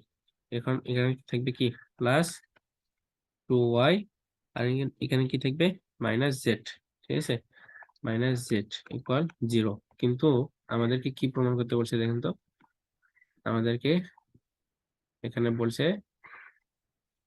যে, যেখানে দেখেন এখানে আমাদেরকে বলছে যে x - 2y + z = 0, এটা আমাদেরকে প্রমাণ করতে বলছে। তা আমাদের এটা মিলছে, মিলেনি। কি কি হয়েছে এখানে সমস্যাটা, যে চিহ্ন মিলেনি। তো চিহ্ন মিলার জন্য এখন আমরা কি করব, পুরাটাকে যদি মাইনাস দ্বারা গুণ করে দেই তাহলে কিন্তু আমাদের চিহ্নটা মিলে যাবে। পুরোটাকে যদি মাইনাস দ্বারা গুণ করে দেই তাহলে x, এখানে কি -2y প্লাস ছিল মাইনাস হয়ে গেল, এটা মাইনাস দ্বারা গুণ করতেছি মাইনাস কি মাইনাস মাইনাস প্লাস, z = 0। ঠিক আছে, এই যে আসছে x - 2y প্লাস z = 0। তাহলে এটা আমাদেরকে কি বের করতে বলছিল। তাহলে আমরা কিন্তু আজকের এই লেকচারে অনেকগুলো অঙ্ক করলাম এবং সবগুলো অঙ্কই ভালোভাবে বুঝতে পারছি, আমি আশা করি আর কি। তারপরে যদি কারো কোনো সমস্যা থাকে অবশ্যই কমেন্টে জানাবেন, অথবা আমাদের তো মেসেঞ্জার গ্রুপ আছে যারা পেইড বেসে। আসসালামু আলাইকুম, জেড মিথিক্যাল স্কুলের পক্ষ থেকে আপনাদেরকে স্বাগতম। আমরা আজকে দেখতে যাচ্ছি অনার্স ফার্স্ট ইয়ারের ভেক্টর জিওমেট্রি বইটির চ্যাপ্টার 8, এক্সাম্পল নাম্বার 26। তো এই এক্সাম্পলটা আপনাদের বইয়ে হয়তো বা অন্য কোনো নাম্বারে থাকতে পারে, তারপরে দেখে মিলাই নিয়ে একটু। এখানে দেখেন প্রশ্নতে কি বলছে, আমাদের এখানে একটা সরলরেখা দেওয়া আছে যে x - 1 / 2 = y - 1 / 3 = z - 2 / 6 সরলরেখা, এবং 4x - 3y + 2z + 6 = 0, এটা একটা সমতল দেওয়া আছে। যেখানে বলছে আমাদের প্রশ্নে যে এই সমতলের ছেদ বিন্দু এবং এই যে 1 1 1 বিন্দুর দূরত্ব নির্ণয় করতে। তো বিন্দু দূরত্ব নির্ণয় করার জন্য সূত্র আপনারা সকলেই জানেন যে কি √(x2 - x1) whole square plus dot dot dot এভাবে চলে, তাই না? তো আমাদের দুইটা বিন্দু লাগবে। তো তার মধ্যে একটা বিন্দু আমাদেরকে এখানে দেওয়াই আছে, একটা বিন্দুর স্থানাঙ্ক, ঠিক আছে। আমাদের আরেকটা বিন্দুর স্থানাঙ্ক লাগবে, সেটাই হচ্ছে কি সমতলের ছেদ বিন্দুর স্থানাঙ্ক। তাহলে আমরা সমতলের ছেদ বিন্দুর স্থানাঙ্কটা প্রথমে বের করব, এরপরে কি আমরা হচ্ছে দূরত্বটা নির্ণয় করতে পারবো, ঠিক আছে। তো সমতলের ছেদবিন্দুর আহ স্থানাঙ্ক বের করার জন্য কি ক্রাইটেরিয়া ফলো করতে হয় আমি একটু দেখাই আপনাদেরকে, তাহলেই বুঝতে পারবেন। তো এই রিলেটেড অঙ্ক যেগুলা আছে সমতলের এই বিন্দু দূরত্ব নির্ণয়ের জন্য এই একটা নিয়ম দেখলে অন্য যদি কোনো এক্সাম্পল থাকে আর কি সালে আসছে, সেগুলো নিজেরাই পারবেন। দেখেন প্রদত্ত সরলরেখা আমাদের যেটা দেওয়া আছে, আমি প্রথমে এটা উঠাই নিলাম যে প্রদত্ত সরলরেখার সমীকরণ যেটা দেওয়া আছে এটা উঠাই নিলাম। এরপরে হচ্ছে সমতলের সমীকরণ আমাদের এখানে দেওয়া আছে এটা, ঠিক আছে। 4x - 3y + 2z + 6 = 0, এটা হচ্ছে সমীকরণ নাম্বার আমি 2 দিলাম। এখন আমাদেরকে কি লাগবে, যে সমতলের ছেদ বিন্দুর স্থানাঙ্ক বের করতে হবে আর কি। তো এখান থেকে আমরা একটা সাধারণ বিন্দু বের করব। এই যে এই সরলরেখা থেকে, প্রথম সরলরেখা থেকে আমরা একটা সাধারণ বিন্দু বের করব। তো সাধারণ বিন্দুটা কি জিনিস আমি একটু পরে বুঝাচ্ছি আপনাদেরকে। তো এখানে দেখেন একটা বিষয় যে x - 1 / 2, y - 1 / 3, z - 2 / 6, এটা সবগুলাই কি এটা ইকুয়াল, এটা ইকুয়াল, এটা দেওয়া আছে। তার মানে আমরা এটা ইকুয়াল একটা আছে কনস্ট্যান্ট কে ধরে নিতে পারি, তাই না? একটা ইকুয়াল কি কনস্ট্যান্ট ধরে নিতে পারি, যেহেতু কি সবগুলা মান সমান। তো এখানে যদি আমরা একটা কনস্ট্যান্ট কে ধরে নেই তাহলে এখান থেকে আমরা x এর মান, y এর মান এবং z এর মান বের করতে পারবো। কিভাবে বের করবো দেখেন, সিম্পলি এখানে যদি কে ধরে নেই তাহলে প্রথমটার ক্ষেত্রে দেখেন x - 1, তাহলে x - 1 / 2 = কে। এখান থেকে আমি x এর মানটা বের করতে পারতেছি, x - 1 এই 2 টাকে ওই পাশে পার করে দিলে কি 2k। তাহলে বা এখান থেকে কি লেখা যায় বলেন তো, x = 2k+1 এটা লিখতে পারতেছি, তাই না? তাহলে এই যে 2k+1 এটা একটা কি পাইলাম আমরা, এটা তাহলে কি এক্স এর জায়গায় এই মানটা আমরা বসাইতে পারবো। এরপরে হচ্ছে কি একইভাবে আমরা এটাকে যদি আমরা এটার সাথে তুলনা করি তাহলে কি পাবো, এই যে থ্রিটা এই পাশে যাবে, আর এই তাহলে এটা এরকম আর কি, থ্রিটা যদি এই পাশে পার করে দেয় তাহলে 3k বা ওয়াই ইকুয়াল কি হবে, এই ওয়ানটা এই পাশে পার করে দিলে কি হচ্ছে, তাহলে মাইনাসে যে পাশে গেলে প্লাস হবে, তাহলে 3k+1, এই জন্য এখানে আসছে কি 3k+1। একই ভাবে আমরা যদি এই দুটার কাজ করি তাহলে এটা আসবে কি 6k+2 আসবে, ঠিক আছে? তো আশা করি বুঝতে পারছেন। তাহলে এটা হচ্ছে এক্স, এটা হচ্ছে ওয়াই, এবং এটা জেড এর জন্য আমরা লিখতে পারতেছি, বিন্দুগুলো পাইলাম। এখন হচ্ছে সাধারণ বিন্দু কেন বলতেছি, এখন দেখেন একটা বিষয়, এখানে তো সবগুলো ইকুয়াল, তাই না, সমান, অর্থাৎ এইটার মান এক্স এর মান আমরা যদি এখানে বসায় একটা অ্যাপ্লাই করি, এখনই দেখাবো এটা কিসের মান বললাম, এক্স এর মান, ঠিক আছে, এটা কিসের মান বললাম, ওয়াই এর মান, এটা হচ্ছে কিসের মান বললাম, জেড এর মান। এটা সাধারণ বিন্দু বলতেছি কেন, দেখেন সাধারণ বিন্দু বলার কারণ হচ্ছে এই যে আপনারা তো জানেন যে এই দুইটা সমান, কি এই দুইটা কি সমান, এখানে আবার এই দুইটাও কি সমান। তার মানে আমি এক্স এর মান এখানে যদি বসাই, ওয়াই এর মান যদি এখানে বসাই, জেড এর মান এখানে বসাই, তাহলে মানগুলো সবগুলো সমান হইতে হবে, তাই না? তাছাড়া তো এটা সমান হইতো না। তাহলে দেখেন, সাপোজ কে এর মানটা আমি ধরলাম 1 ধরে নিলাম, কে এর মান কি ধরলাম 1, তাহলে এখানে 1, এখানে 1, এখানে 1, পুরো বিন্দুটার জন্য কি কে এর মান যদি আমি 1 ধরি, তাহলে এখানে কি হবে, 2 × 1 মানে 2, +1 মানে কি 3, তাহলে এক্স এর মান যদি আমি এখানে 3 বসাই, তাহলে 3 - 1, তাহলে কি হয় 2 হয়, 2/2, তাহলে কি হয় 2 কাটে গেলে 1 হয় এর মান, এই পুরাটার মান কি 1। একই ভাবে এবার এখানেও ওই ওয়াই ওয়াই এর মানটা যখন আমরা এখানে বসাবো, তাহলে কি এর মান কি ধরছিলাম 1 ধরছিলাম, তাহলে এখানে 1 বসাই, তাহলে 3 যোগ কি 1 বসাইলে 3 একে 3, 3 আর 1 যোগ করলে কত হয় 4 হয়। তো 4টা আমরা যদি এখানে বসাই, 4 - 1 তাহলে কত হচ্ছে 3, আর এখানে নিচে কি আছে /3, তাহলে এটা কাটে গেলে কি থাকবে 1 থাকবে, তাহলে এখানেও 1, এখানেও 1, ঠিক আছে। একই ভাবে জেড এর মানটা যদি আমরা এখানে কি বসাই তাহলে যেটা কে এর মানটা কি ধরছি 1 ধরছি, তাহলে 6 + 2 মানে কি 8, তাহলে যেখানে দেখেন 8 আর এখানে কি আছে -2 আছে, তাহলে -2 যদি করি তাহলে 6 কি 6, তাহলে এখানে 1, তার মানে সবগুলাই কি সমান, তাহলে সাধারণ বিন্দু আমরা এটাকে বলতে পারতেছি, তাই না? এটাকে একটা কি সাধারণ বিন্দু বলতেছি, যেখানে কে এর মানটা কি মানে যে কোনো একটা মান যদি নেই তাহলে এই সমীকরণটা কি ঠিক থাকে। ওকে, তাহলে এখন আমরা হচ্ছে কে এর মানটাই আসলে অ্যাকচুয়ালি বের করবো আর কি প্রথমে। তো এখন দেখেন আমাদের ছেদ বিন্দুর স্থানাঙ্ক বের করতে হবে। তো ধরি ধরি কে একটা নির্দিষ্ট মানের জন্য এক সরলরেখা, যেটা আমরা 1 নম্বর সরলরেখাটা ধরে নিছিলাম আর কি, এখানে 1 নম্বর সরলরেখা যেটা ধরে নিছি, ঠিক আছে। এই সরলরেখার জন্য এই সরলরেখা কি হয়, এই যে এই মানটা কি আমরা বের করলাম, এই সরলরেখা থেকে কিন্তু এই মানটা বের করলাম। তাহলে এই বিন্দুতে এই যে দুই যে সমতল, ঠিক আছে, এই দুই সমতলকে ছেদ করে, প্রশ্ন বলে দিছে আর কি ছেদ করে, তাহলে বিন্দুটি দ্বারা দুই সমতল সিদ্ধ হবে। ওকে, এখন দেখেন, সুতরাং আমরা পাই কি পাই, একটু দেখাই আপনাদেরকে। দুই সমতল সিদ্ধ হবে মানে কি, সিদ্ধ হওয়া মানে কি এই যে এক্স ওয়াই জেড এই মানগুলো এখানে বসে দেওয়া, ঠিক আছে। সিদ্ধ হওয়া মানে কি এই এক্স ওয়াই জেড মানগুলা বসে দেওয়া। তাহলে যদি আমরা এখানে বসাই তাহলে এখানে কি 4 আছে, এই যে 4, আর এক্স এর মান কি এই যে এটা, তাহলে এক্স এর মান বসাই দিলাম, এটা হচ্ছে মাইনাস আছে মাইনাস, এরপর হচ্ছে 3 আছে 3, এরপর হচ্ছে ওয়াই এর মান কি এটা, তাহলে এই মানটা আমরা এখানে বসাবো, প্লাস এই যে এখানকার প্লাস, তাহলে 2, এরপর জেড আছে জেড এর মান কি এটা, তাহলে 2 × জেড এর মান এটা, +6 আছে 6, ঠিক আছে। তো সিদ্ধ করার বিষয়টা আপনারা জানেন যে এই যে এখানে কি এই যে যে চলকগুলো আছে এখানে, এগুলোর মানগুলা কি বসাই দেওয়া, ঠিক আছে। তাহলে সেটা আমরা কি করে দিলাম এখানে। এখন দেখেন এখান থেকে সিম্পলি কাজ শেষ আমাদের, এখানে শুধু জাস্ট আমরা এই কাজটা করে নিলাম, কারণ হচ্ছে আমাদের কে এর মানটা লাগবে আর কি। তো এটা থেকে যদি আমরা 4 দ্বারা কে গুণ করি তাহলে 8, 4 × 4, একই ভাবে এটাকে যদি আমরা গুণ করি তাহলে এই মানগুলো পাবো আর কি, সিম্পলি গুণ, তাহলে 3 3 9, এরপর হচ্ছে কি এই মাইনাসের সাথে প্লাস গুণ করলে মাইনাস, 3 একে কি 3, এরপর হচ্ছে এখানে দেখেন 6 দুগুণে কি 12, এরপর হচ্ছে 2 দুগুণে 4, আর এখানে ভুল গেছে, এখানে হচ্ছে আমাদের 6 থাকবে আর কি, এটা 6 হইতো, এই মানটা 6 হইতো। এখন আমরা যদি একটু ক্যালকুলেশন করি তাহলে দেখেন এখানে আমাদের কি হয়, সেটা হচ্ছে এখানে আছে 8k, এখানে আছে কি 12k, তাহলে এই কে আর কে যদি যোগ করি তাহলে আমাদের হচ্ছে 20k, আর আমাদের এখানে আছে কি 9k। তো 9k যদি আমি বাদ দেই তাহলে আমাদের কত হয় এখানে 11k থাকে, ঠিক আছে। 11k, এই জন্য এটা কি 11k। এরপর হচ্ছে আমাদের এখানে দেখেন, এখানে 4, এখানে 4, 4 আর 4 কত 8, এই মাইনাস এখানে কত আছে 6। আচ্ছা, এখানে আমরা প্লাস 6 আছে, 6টা করি। তাহলে আমাদের কত হচ্ছে এখানে, আমাদের এখানে হচ্ছে যে 8 আর 6 যোগ করলে কত 14, তাই না। আর এখানে একটা -3 আছে, তাহলে -3টা যদি আমরা বাদ দেই তাহলে কত হচ্ছে আমাদের, 14 থেকে 3 বাদ দিলে 11, ঠিক আছে। এই জন্য এখানে কি হয়েছে 11 হয়েছে। তাহলে 11k প্লাস কি 11 ইকুয়াল এই যে যে জিরোটা ছিল সেই জিরো। এখন আমরা এখানে সিম্পলি কে এর মানটা বের করতে পারি। কে এর মান কিভাবে বের করব আমরা একটু ক্লিয়ার করে নিই। তাহলে এর মানটা কি হবে 6 হবে। তো এখান থেকে বা 11k ইকুয়াল -11 লিখতে পারি আমরা, তাই না। বা এই কেটাকে যদি রাখি তাহলে -11 ডিভাইডেড বাই কি 11, তাহলে ইকুয়াল কি কাটে গেলে -1 থাকে। এই জন্য কি কে এর মানটা -1, তাহলে কে এর মানটা আমরা -1 পাইলাম। এখন এই কে এর মানটা যদি আমরা এখানে বসাই, ঠিক আছে, এখানে বসাই, তাহলে এইগুলা এটা একটা কি বিন্দু না।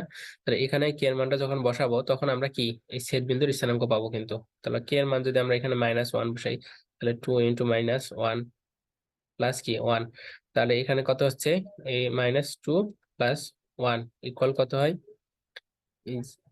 2 থেকে 1 বাদ দিলে -1। একই ভাবে এই কে এর মানটা যদি আমরা এখানেও বসাই তাহলে এই যে 3 গুণন কি -1 অর্থাৎ -3 + 1, তাহলে কত হচ্ছে -3 থেকে +1 যদি আমরা যোগ করি তাহলে কত হয় আমাদের -2 থাকে। একইভাবে এখানে আমরা বসাবো কে এর মানটা। কে এর মানটা যদি এখানে বসাই আমরা -1 তাহলে -6 প্লাস কি 2 ইকুয়াল কত হচ্ছে আমাদের -4, ঠিক আছে। তাহলে আমরা একটা মান পাইলাম কি, এই প্রথমটা পাইলাম -1, দ্বিতীয়টা পাইলাম আমরা হচ্ছে -2, আর তৃতীয়টা পাইলাম -4। এই মানগুলো এখন আমরা লিখবো জাস্ট। এগুলাই হচ্ছে কি ছেদবিন্দুর স্থানাঙ্ক। দেখেন যে সুতরাং ছেদবিন্দুর স্থানাঙ্ক হচ্ছে এই যে এটা, যেটা আমি বের করে দেখালাম আপনাদেরকে। এখন দেখেন আমাদের 1 নম্বর যে সরলরেখা, ওই সরলরেখার জন্য ছেদবিন্দু ওই সরলরেখা এবং দুই যে সমতল, ওই দুই সমতলের ছেদবিন্দুর স্থানাঙ্ক তো এগুলো পাইলাম, ঠিক আছে। আর এক সরলরেখার ক্ষেত্রে আমাদের যে বিন্দুটা দেওয়া ছিল সেটা হচ্ছে কি এইটা। এই জন্য এই কথাটা লেখা হচ্ছে যে এক সরলরেখা এবং দুই সমতলের ছেদবিন্দু এবং এত বিন্দুদ্বয়ের সূত্র আমরা যেটা জানি আমরা কি সেটা লিখবো এখন এখানে, ঠিক আছে। তাহলে আমরা ছেদবিন্দুর স্থানাঙ্কের প্রথমের দিকে আমি বলছিলাম যে দূরত্ব নির্ণয়ের সূত্রটা কি, যে √x2 - x1 এটার উপর হোল স্কয়ার হয় প্লাস ডট ডট ডট এইভাবে কি চলে। তো ওই দূরত্বটা আমরা নির্ণয় করতেছি, যে সূত্রটা অ্যাপ্লাই করব। তাহলে x2 - x1 আমরা করি। তাহলে দেখেন আমরা যদি এটাকে কি x2 আর এটাকে কি x1 যদি ধরি তাহলে আমাদের কি হচ্ছে 1 মাইনাস, আচ্ছা সূত্রের একটা মাইনাস আছে, মাইনাস, আর এখানে -1 আছে, তাহলে +1 ইকুয়াল কি 2। তাহলে এই যে এটা লেখা হয়েছে আর কি, ঠিক আছে 1, আর এই যে মাইনাস মাইনাসে কি +1, ঠিক আছে। তাহলে একই ভাবে আপনারা এটাকে যদি আবার হচ্ছে x2 আর এটাকে x1 ধরেন, এই এখানকার এই মানটাকে, তারপর সমস্যা নাই কারণ এখানে কি বর্গ হবে, মানটা একই আসবে, ঠিক আছে। তাহলে √x2 - x1 এর এই সূত্রটা অ্যাপ্লাই করে আমরা না আগে থেকে জানি যে নির্ণয় দূরত্বের সূত্র এটা এভাবে চলে আর কি।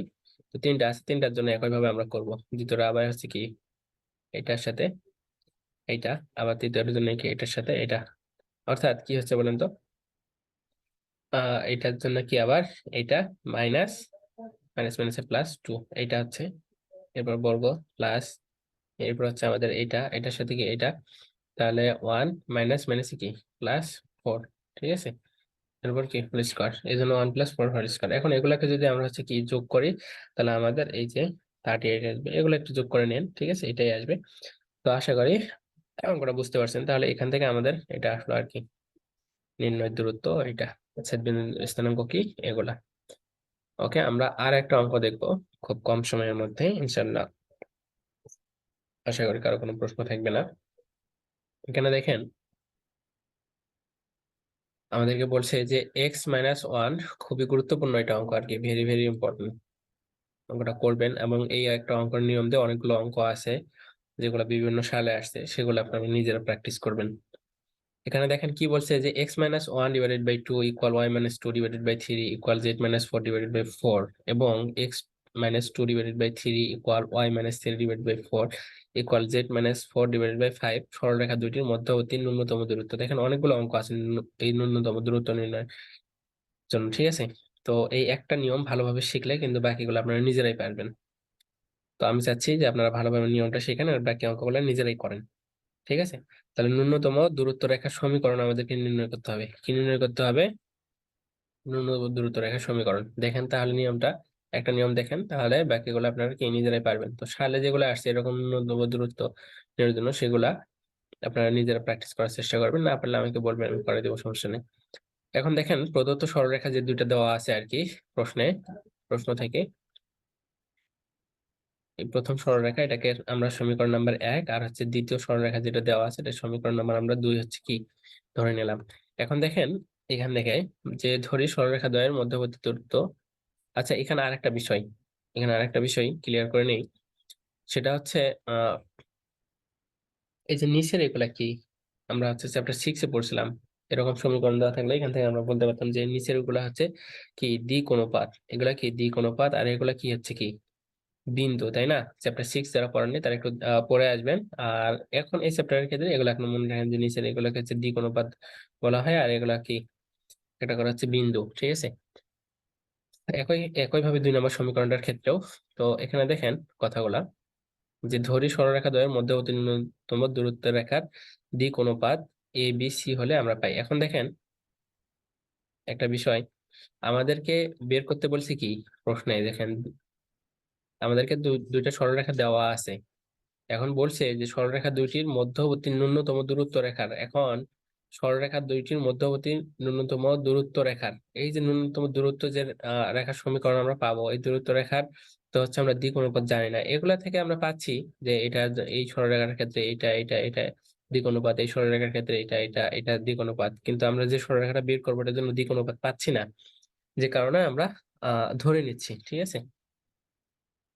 এখানে দেখেন যে ধরে সরলরেখা দ্বয়ের মধ্যে ন্যূনতম দূরত্ব যে রেখাটা বের হবে আমরা বের করবো আর কি, দূরত্ব রেখার দিক অনুপাত আমরা ধরে নিলাম এ বি সি। কি ধরে নিলাম আমরা? এ বি সি হলে আমরা পাই। এগুলো মনে রাখতে হবে আপনাকে, যদি মনে না রাখেন তাহলে পারবেন না অঙ্কগুলা। এই স্টেপ গুলো আপনাকে ফলো করতে হবে। একই নিয়ম, ঠিক আছে, এই ধরনের যে কটা ম্যাথ আছে সবগুলো একই নিয়ম। তো কি বললাম, যদি আমরা হচ্ছে কি ধরি মধ্যবর্তী দূরত্ব রেখার দিক অনুপাত এ বি সি ধরি, সেক্ষেত্রে এগুলাও কি, এগুলা হচ্ছে কি দিক অনুপাত, এই সরলরেখাটার ক্ষেত্রে এই সরলরেখাটার ক্ষেত্রে এগুলা দিক অনুপাত। তো এরকম হইলে এটা আবার লেখা যায় যে এই যে 2 এর সাথে এই এ যোগ হবে, সরি 2 এর সাথে এ প্লাস 3 এর সাথে এই যে এখানকার এটা বি প্লাস 4 এর সাথে সি ইকুয়াল 0, এটা লেখা যায় আর কি। একই ভাবে এটাও, এটা যেভাবে লিখলাম এটাও কি একই ভাবে, তাহলে 3 এর সাথে এ, এরপর হচ্ছে 4 এর সাথে বি, এরপর হচ্ছে কি 5 এর সাথে সি, ঠিক আছে। তো একইভাবে এগুলাকে আমরা কি বললাম, এটা হচ্ছে 3 নাম্বার এবং 4 নাম্বার সমীকরণ দিয়ে নিলাম, বইয়ে শর্ট করা আছে, আমি একটু আপনাদেরকে ডিটেলসই করাচ্ছি। তো এখান থেকে আমাদের হচ্ছে কি দিক অনুপাত, তো এখানে হচ্ছে এ বি সি ধরছি, কিন্তু এগুলোর মান তো আমরা হচ্ছে বের করে নিয়ে আসতে হবে আমাদের দিক অনুপাতের জন্য, ঠিক আছে। তো মানগুলো আমরা হচ্ছে বের করে নিয়ে আসার জন্য একটা কি করব, সেটা হচ্ছে বজ্র গুণন করবো আর কি। তো বজ্র গুণন করার নিয়মটা হচ্ছে কি, যখন আমরা এটাকে নিব, ঠিক আছে, বজ্র গুণন করার নিয়ম হচ্ছে যখন এ নিব তখন এটা হচ্ছে পুরাটাই বাদ থাকবে, আর এই যে বি সহগ, এই সহগগুলা গুণ হবে, ঠিক আছে, এরপর হচ্ছে মাইনাস হবে, আর হচ্ছে সহগগুলার গুণ হবে। তো যখন এ নিব তখন তো এটা বাদ থাকলো, এটা এটা গুণ হবে, তাহলে 3 × 5 কি 15, 4 × 4 = 16, মাইনাস হবে সূত্রের এটা। যখন বি নিব আপনারা জানেন এগুলা বজ্রগ্রহণ কিভাবে করতে হয়, আগেও এগুলা তো দেখাইছি আমি। যখন বি নিব তখন কি হবে তাহলে, এটা বা এই এই অংশটা কি থাকবে, বাদ থাকবে, তাহলে এটা বাদ থাকলো, ঠিক আছে। এরপর হচ্ছে কি 3 × 4 = 12, এর হচ্ছে 5 × 2 = 10, সামনে কি আসবে মাইনাস আসবে সূত্রে। যখন আমি কি নিব, সি নিব, তখন কি থাকবে, এই অংশটা বাদ থাকবে, কারণ আমাদের কি করতে হবে, 4 × 2 = 8, সূত্রের মাইনাস 3 × 3 কি 9, ঠিক আছে। তো এখান থেকে আমরা যদি একটু ক্যালকুলেশন করি তাহলে কি পাবো, এখানে -1 পাবো, এখানে যদি আমরা ক্যালকুলেশন করি তাহলে এখানে কি পাবো আমরা 2 পাবো, আর এখানে 8 থেকে 9 যদি বাদ দেই তাহলে কত পাবো, -1 পাবো। তো আমরা তাহলে ন্যূনতম দূরত্ব রেখা, এগুলো কি তাহলে দিক অনুপাত, ঠিক আছে। তাহলে ন্যূনতম দূরত্ব রেখার দিক অনুপাত আমরা কি কি পাইলাম, তাহলে -1 2 আর কি -1, কিন্তু আমি এখানে কি লিখছি দেখেন 1 -2 1 লিখছি। তো এটাকে যদি আমরা মাইনাস দ্বারা গুণ করে দেই পুরোটাকে, তাহলে কি এই মানটা আসে। আপনারা চাইলে এই মানটা এখানে লিখতে পারেন, কোনো সমস্যা নাই। তো বইয়ে এরকম দেওয়া আছে, বইয়ের নিয়মটাকে রাখার জন্য এটা এরকম করে নেওয়া হয়েছে, মান একই আসবে, কারণ এই মানটা আমাদের যেখানে কাজে লাগবে সেখানে আবার কি আছে, মডুলাস আছে আর কি, মানের সমস্যা হবে না। এখন দেখেন আমরা যে পাইলাম এখন ন্যূনতম দূরত্ব রেখার দিক অনুপাতও পাইলাম, ঠিক আছে।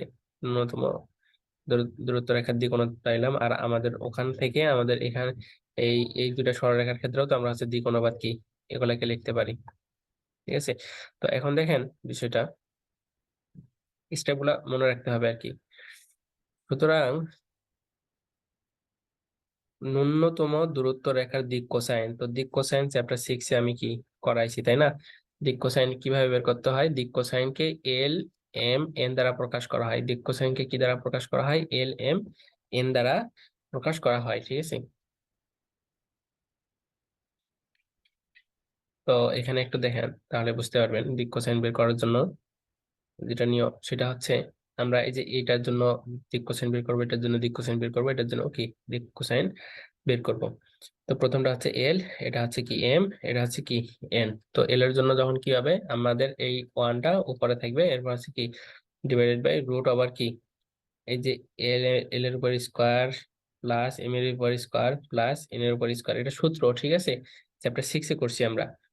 তো ওইটা কাজ করা হয়েছে, প্রথমটার জন্য এই যে ওয়ান লিখছি, এরপর হচ্ছে কি ডিভাইডেড বাই রুট ওভার প্রথমটার উপর স্কোয়ার প্লাস দ্বিতীয় মানটার উপর স্কোয়ার প্লাস তৃতীয় মানটার উপর স্কোয়ার।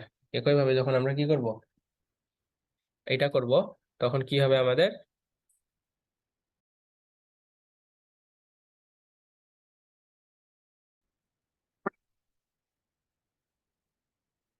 আমাদের নেটওয়ার্ক সমস্যার কারণে কাটে গিয়েছে আর কি।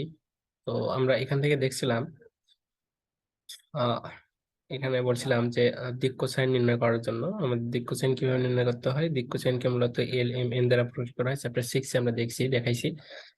তো প্রথমটার জন্য আমরা যখন দিক কোসাইন নির্ণয় করব তখন কি হবে, প্রথমটা উপরে লিখতে হবে, এরপর ডিভাইডেড বাই রুট ওভার দিয়ে এই সবগুলোর উপর কি বর্গ, ঠিক আছে।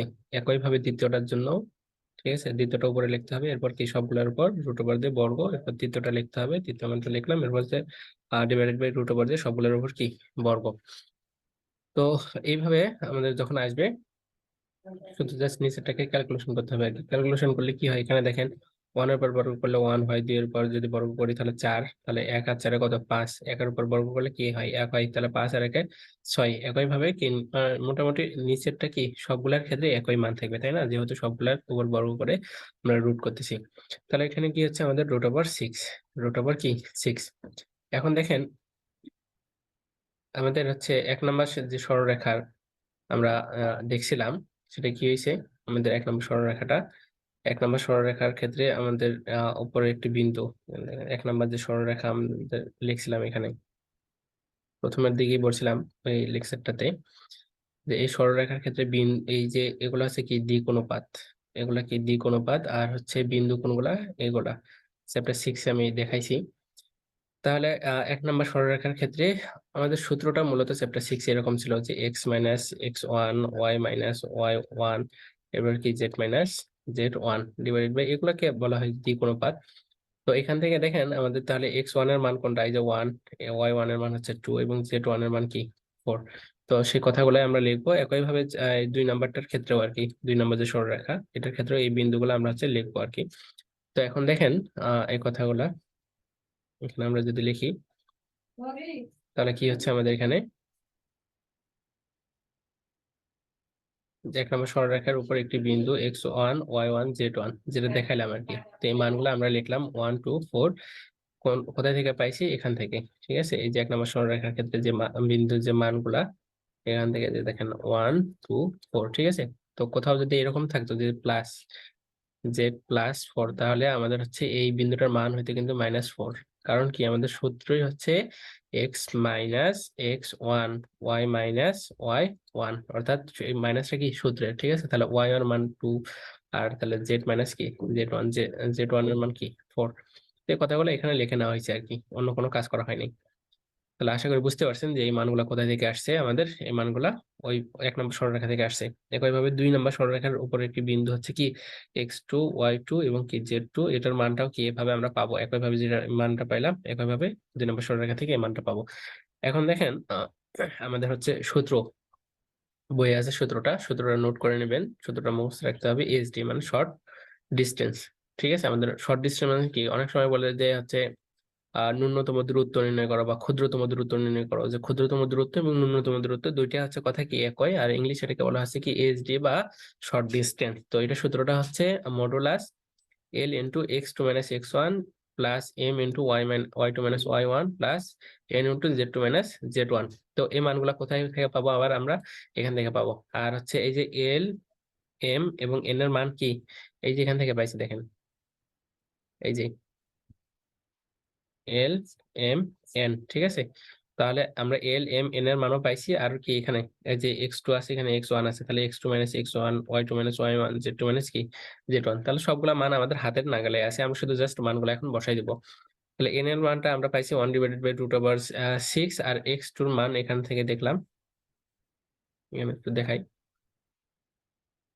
এখানে দেখেন x2 এর মান কত 2 আর x1 এর মান 1।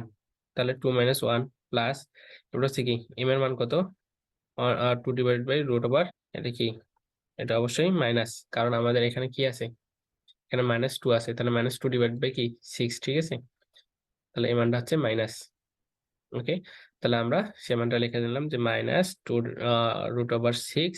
আর এখানে আমাদের x2 এর মান y2 এর মান হচ্ছে কি 3, আর আমাদের হচ্ছে y1 এর মান এখানে দেখেন y1 এর মান হচ্ছে 2, এই জন্য 3 -2। এরপর হচ্ছে কি একইভাবে z2 মাইনাস z1, z2 এর মান কত 4, এবং হচ্ছে এখানে z1 এর মানও 4। ঠিক আছে, এরপর হচ্ছে সূত্রের এই যে মডুলাস, এগুলো আমরা দিয়ে নিলাম। এখন জাস্ট শুধু ক্যালকুলেশন করব। ক্যালকুলেশন করলে আমাদের কি হবে, এখানে দেখেন যে 2 থেকে 1 বাদ দিলে 1 থাকে, এখানে 3 থেকে 2 বাদ দিলে এখানেও কি থাকে 1 থেকে, আর এখানে 4 থেকে 4 বাদ দিলে 0 থেকে 0 সাথে এটা গুণ করলে কি হয়, শূন্যই হয়ে যায়। তো আমাদের কি থাকবে, শুধু এই মানটা থাকবে। এখন এটার সাথে যদি এটা গুণ করি তাহলে কি হয়, এটা থাকে, আর মাইনাস এটার সাথে এটা যদি গুণ করি, তো এটাকে আবার এইভাবে লিখে নেওয়া যায়। দেখেন একই কথা, যে 1 মানে এটাকে আমরা কমন নেবো আর কি। ঠিক আছে, আমরা ক্যালকুলেশনটা সহজ করার জন্য এভাবে করে নিচ্ছি, যে এই জায়গাটাকে যদি আমরা গুণ করি যে 2, দেখেন 2√, কি 6 ইন্টু 1। ঠিক আছে, তো এটাকে আমরা এইভাবে লিখতে পারি 1/√6 ইন্টু কি 2। একই কথা, এই 1 দ্বারা এটাকে গুণ করলে যেটা আসবে, এই 2 দ্বারা এটাকে গুণ করলে কি 2টা উপরের সংখ্যা না, তার মানে কি 2/√6। তো এখানেও আমাদের হচ্ছে কি হয়ে থাকলো √6, এখানে কি √6, আমরা √6টাকে আমরা কমন নিয়ে নিই। কমন নিলে কি থাকবে, এখানে 1 থাকবে, আর এখানে মাইনাস, এখানে কি 2 থাকবে। ঠিক আছে, তাহলে 2 থেকে যদি আমরা 1 বাদ দিই তাহলে কি থাকবে -1। -1 দ্বারা যদি এটাকে গুণ করি তাহলে কি হবে -1/√6। আর এটা কি আছে মডুলাস, তো মডুলাস থেকে যখন আমরা মানটা বের করবো তখন কি হয়ে থাকবে, ধনাত্মক থাক আর ঋণাত্মক থাক, মানটা সবসময় কি থাকবে, পজিটিভ থাকবে। এই জন্য আমাদের এই মানটা হয়েছে কি 1/√6। তাহলে এটাই কি এসডি বা শর্ট ডিস্টেন্স বা ন্যূনতম দূরত্ব। এখন ন্যূনতম দূরত্ব রেখার আমাদের হচ্ছে আহ সমীকরণটা বের করতে হবে, রেখাটা বের করতে হবে। তো রেখাটা বের করার জন্য আমাদের হচ্ছে এই নিয়মটা মনে রাখতে হবে আর কি। প্রথম সরলরেখা এবং ন্যূনতম দূরত্ব রেখাগামী সমতল সমীকরণটাকে এভাবে রাখা হবে। তো কিভাবে, আমাদের হচ্ছে প্রথম সরলরেখাটা দেখেন, একটু আমি একটু আপনাদেরকে যদি দেখাই নিয়ে আসি।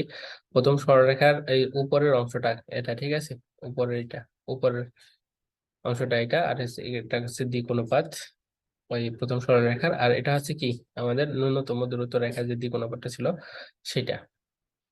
তো এটা একটু আমরা আপনাদেরকে দেখাই নিয়ে আসছি মানগুলা। দেখেন এখানে একটু ভালোভাবে লক্ষ্য করেন যে x-1 y-2 z-4, আর নিচে কি আছে 2 3 4। প্রথম সরলরেখার ক্ষেত্রে আমরা এটা লিখতে পারবো। তো একটা নিয়ম দেখেন, সবগুলাই একই আর কি।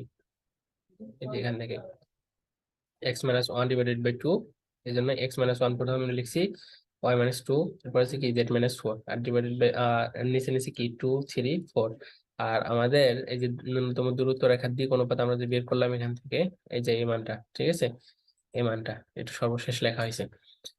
একইভাবে আমাদের হচ্ছে 2 নম্বর যে সরলরেখাটা আছে, 2 নম্বর সরলরেখাটার ক্ষেত্রে আমরা কি একইভাবে লিখতে পারবো। প্রথমে এগুলা লিখবো উপরের গুলা, এরপর নিচের সারিতে আমরা এগুলা লিখবো, আর 3 নাম্বার সারিতে আমরা কি লিখবো, এই যে ন্যূনতম দূরত্ব রেখার যে দিক অনুপাত পাইছি এই দিক অনুপাত গুলা লিখবো। ঠিক আছে, এখানে দেখেন, তাহলে প্রথম সরলরেখার ক্ষেত্রে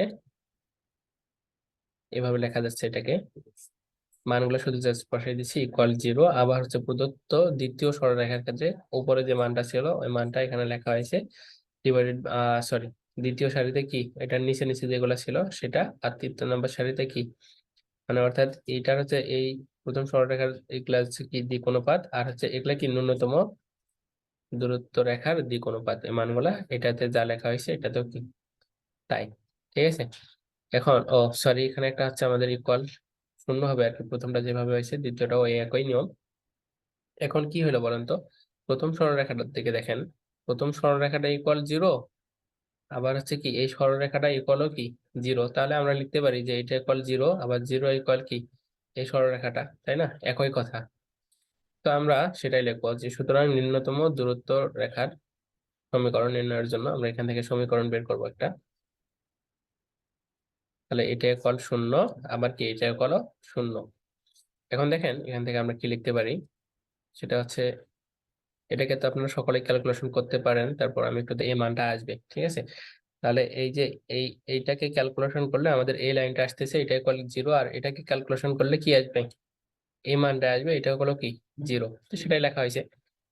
তো কিভাবে মানটা আসতেছে আমি এখন দেখাচ্ছি আপনাদেরকে, সমস্যা নাই, শুধু জাস্ট বিস্তার করে মানটা নিয়ে আসতে হবে আর কি। তো সুতরাং প্রদত্ত সরলরেখা দ্বয়ের মধ্যবর্তী ন্যূনতম দূরত্ব আমরা একটু আগে বের করলাম এইচডি 1/√6, এবং ন্যূনতম দূরত্ব রেখার সমীকরণ কি এইটা, ঠিক আছে। তো এটা লিখে দেওয়া হলো। এখন আমি দেখাই যে এই মানগুলো কিভাবে আসে ক্যালকুলেট করলে, এখান থেকে এটাকে ক্যালকুলেট করলে এই এই মানটা কিভাবে আসে। আমি একটা দেখাই দিই নিয়মটা, আপনারা হচ্ছে এটা নিজেরা করবেন, কারণ আপনাদের নিজেরও পারা দরকার, যদি কখনো মান চেঞ্জ করে দিয়ে আসে তখন কি করবেন, তাই না। তো আমি একটা দেখাই দেই, এটা থেকে এটা কিভাবে আসে সেটা দেখাই দেয়। আমাদের কিন্তু অঙ্কটা শেষ, শুধু জাস্ট আমি ক্যালকুলেশনটা দেখাই দিচ্ছি, আমাদের অঙ্ক এখান থেকে শেষ। আর এটা কি আমাদের ক্যালকুলেশন নিচটা। এখন দেখেন প্রথম সরলরেখার ক্ষেত্রে আমরা যেটা লিখছিলাম এই অংশটা, তো এটার জন্য যদি আমরা বিস্তার করি, যখন আমরা এটাকে কমন নেব তখন কি এই লাইন বাদ এই লাইন বাদ, তো x-1 আমাদের হচ্ছে কি বিস্তার করতে হয়, প্রথমটার জন্য প্লাস, দ্বিতীয়টার জন্য মাইনাস, তৃতীয়টার জন্য কি প্লাস, একইভাবে এইদিকেও মাইনাস প্লাস প্লাস মাইনাস, এখানে কি মাইনাস প্লাস, তাই না, এভাবে চলবে বিস্তারটা। তো প্রথমটার ক্ষেত্রে যখন আমরা এটা নেব তখন কি এটা বাদ, ঠিক আছে। তাহলে x-1 যখন আমরা নেব তখন এটা গুণ হবে, তাহলে 3-এর সাথে -1 গুণ করলে কি -3। আর সূত্রে কি ওই একই ভাবে এটা যেভাবে আগাবে, এই মাস গুণ করার ক্ষেত্রেও কি এগুলো আগাবে। তো সূত্র হচ্ছে কি, প্রথমটার জন্য আমাদের প্লাস ছিল, দ্বিতীয়টার জন্য আমরা কি নিব, এই পাশে যখন নিব তখন কি সূত্রে একটা মাইনাস আসবে, ঠিক আছে। তাহলে 4×8, এরপরে কি মাইনাস, এই যে মাইনাস, এবার আমরা এটা নিব। তো এটাকে যদি আমরা নেই এবার, তাহলে আমাদের এগুলা বাদ থাকবে, ঠিক আছে। তাহলে y-2 আমরা কমন নিলাম, ঠিক আছে। এরপরে কি এই 2 এর সাথে 1 গুণ হবে, তাহলে এখানে মাইনাস আছে এখানে 2 আছে, তাহলে -2। আর সূত্রে একটা কি, এখন সূত্রে মাইনাস বসবে, তাহলে 4 এর সাথে 1 গুণ করলে -1 গুণ করলে -4 হয়, তাহলে -4 এর সাথে এই মাইনাস গুণ করলে কি হয় প্লাস হবে, তাই এই জন্য কি আছে +4। এরপর হচ্ছে কি, তাহলে প্রথমটার জন্য প্লাস, এটার জন্য মাইনাস, এবার কি প্লাস নিতে হবে, প্লাস নিলে এই মানটা আবার যদি নেই আমরা, তাহলে সেই ক্ষেত্রে কি হবে আমাদের এই লাইন বাদ এই কলাম বাদ, তাহলে এই দুটো আমাদের গুণ হবে। তাহলে আমাদের কি হবে 2×4, এরপরে কি সূত্রের হবে মাইনাস, আর হচ্ছে কি এই 3×1 = 3, তাহলে এখানে কি মাইনাস আছে একটা, -1 আছে, তাহলে 3-এর সাথে -1 গুণ করলে কি -3 হয়, তাহলে -3-এর সাথে এই মাইনাস যদি গুণ করি তাহলে +3, ওকে, ইকুয়াল কি এই যে যে জিরোটা আছে সেই জিরো।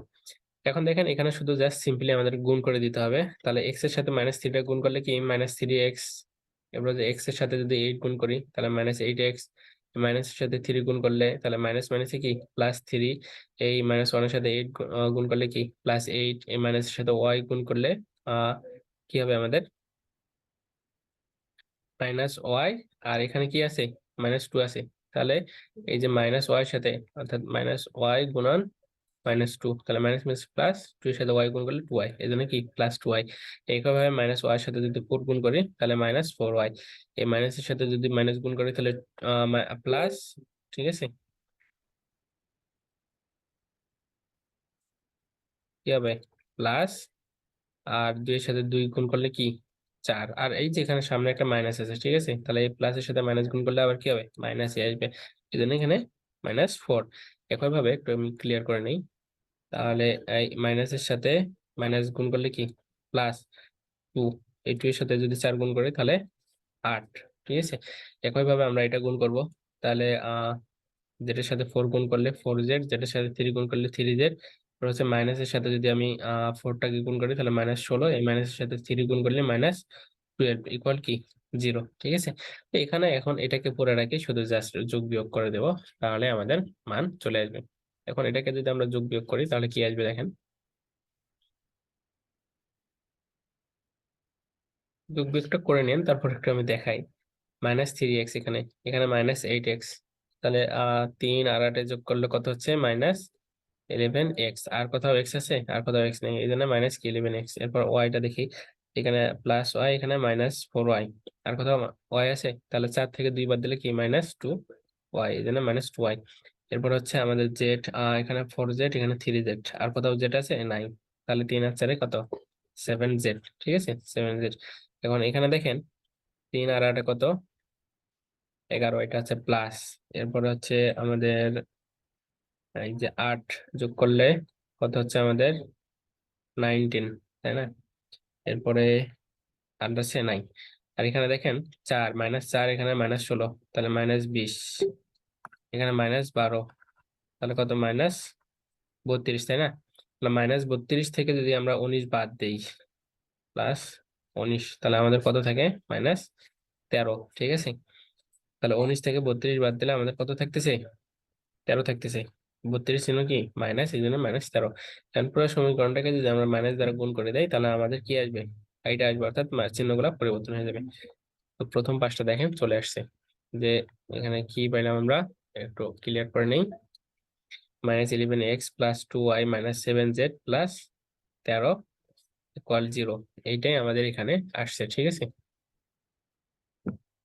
এই যে এখানে 11x + 2y - 7z + 13 = 0, আর এই পাশটাও ওই একই ভাবে আসবে, ক্যালকুলেশন করলে আপনারা এই পাশটা নিজেরা একটু ক্যালকুলেশন করবেন, ঠিক আছে। একই ভাবে এই পাশটাও ক্যালকুলেশন করবেন। ওকে, তাহলে আজকের ক্লাসটা এই পর্যন্তই। নেটওয়ার্কের খুবই সমস্যার কারণে আমাদের আগের ক্লাসটা কেটে গেছে, একটু কষ্ট করে দুইটা মিলাই নিয়ে দেখতে হবে।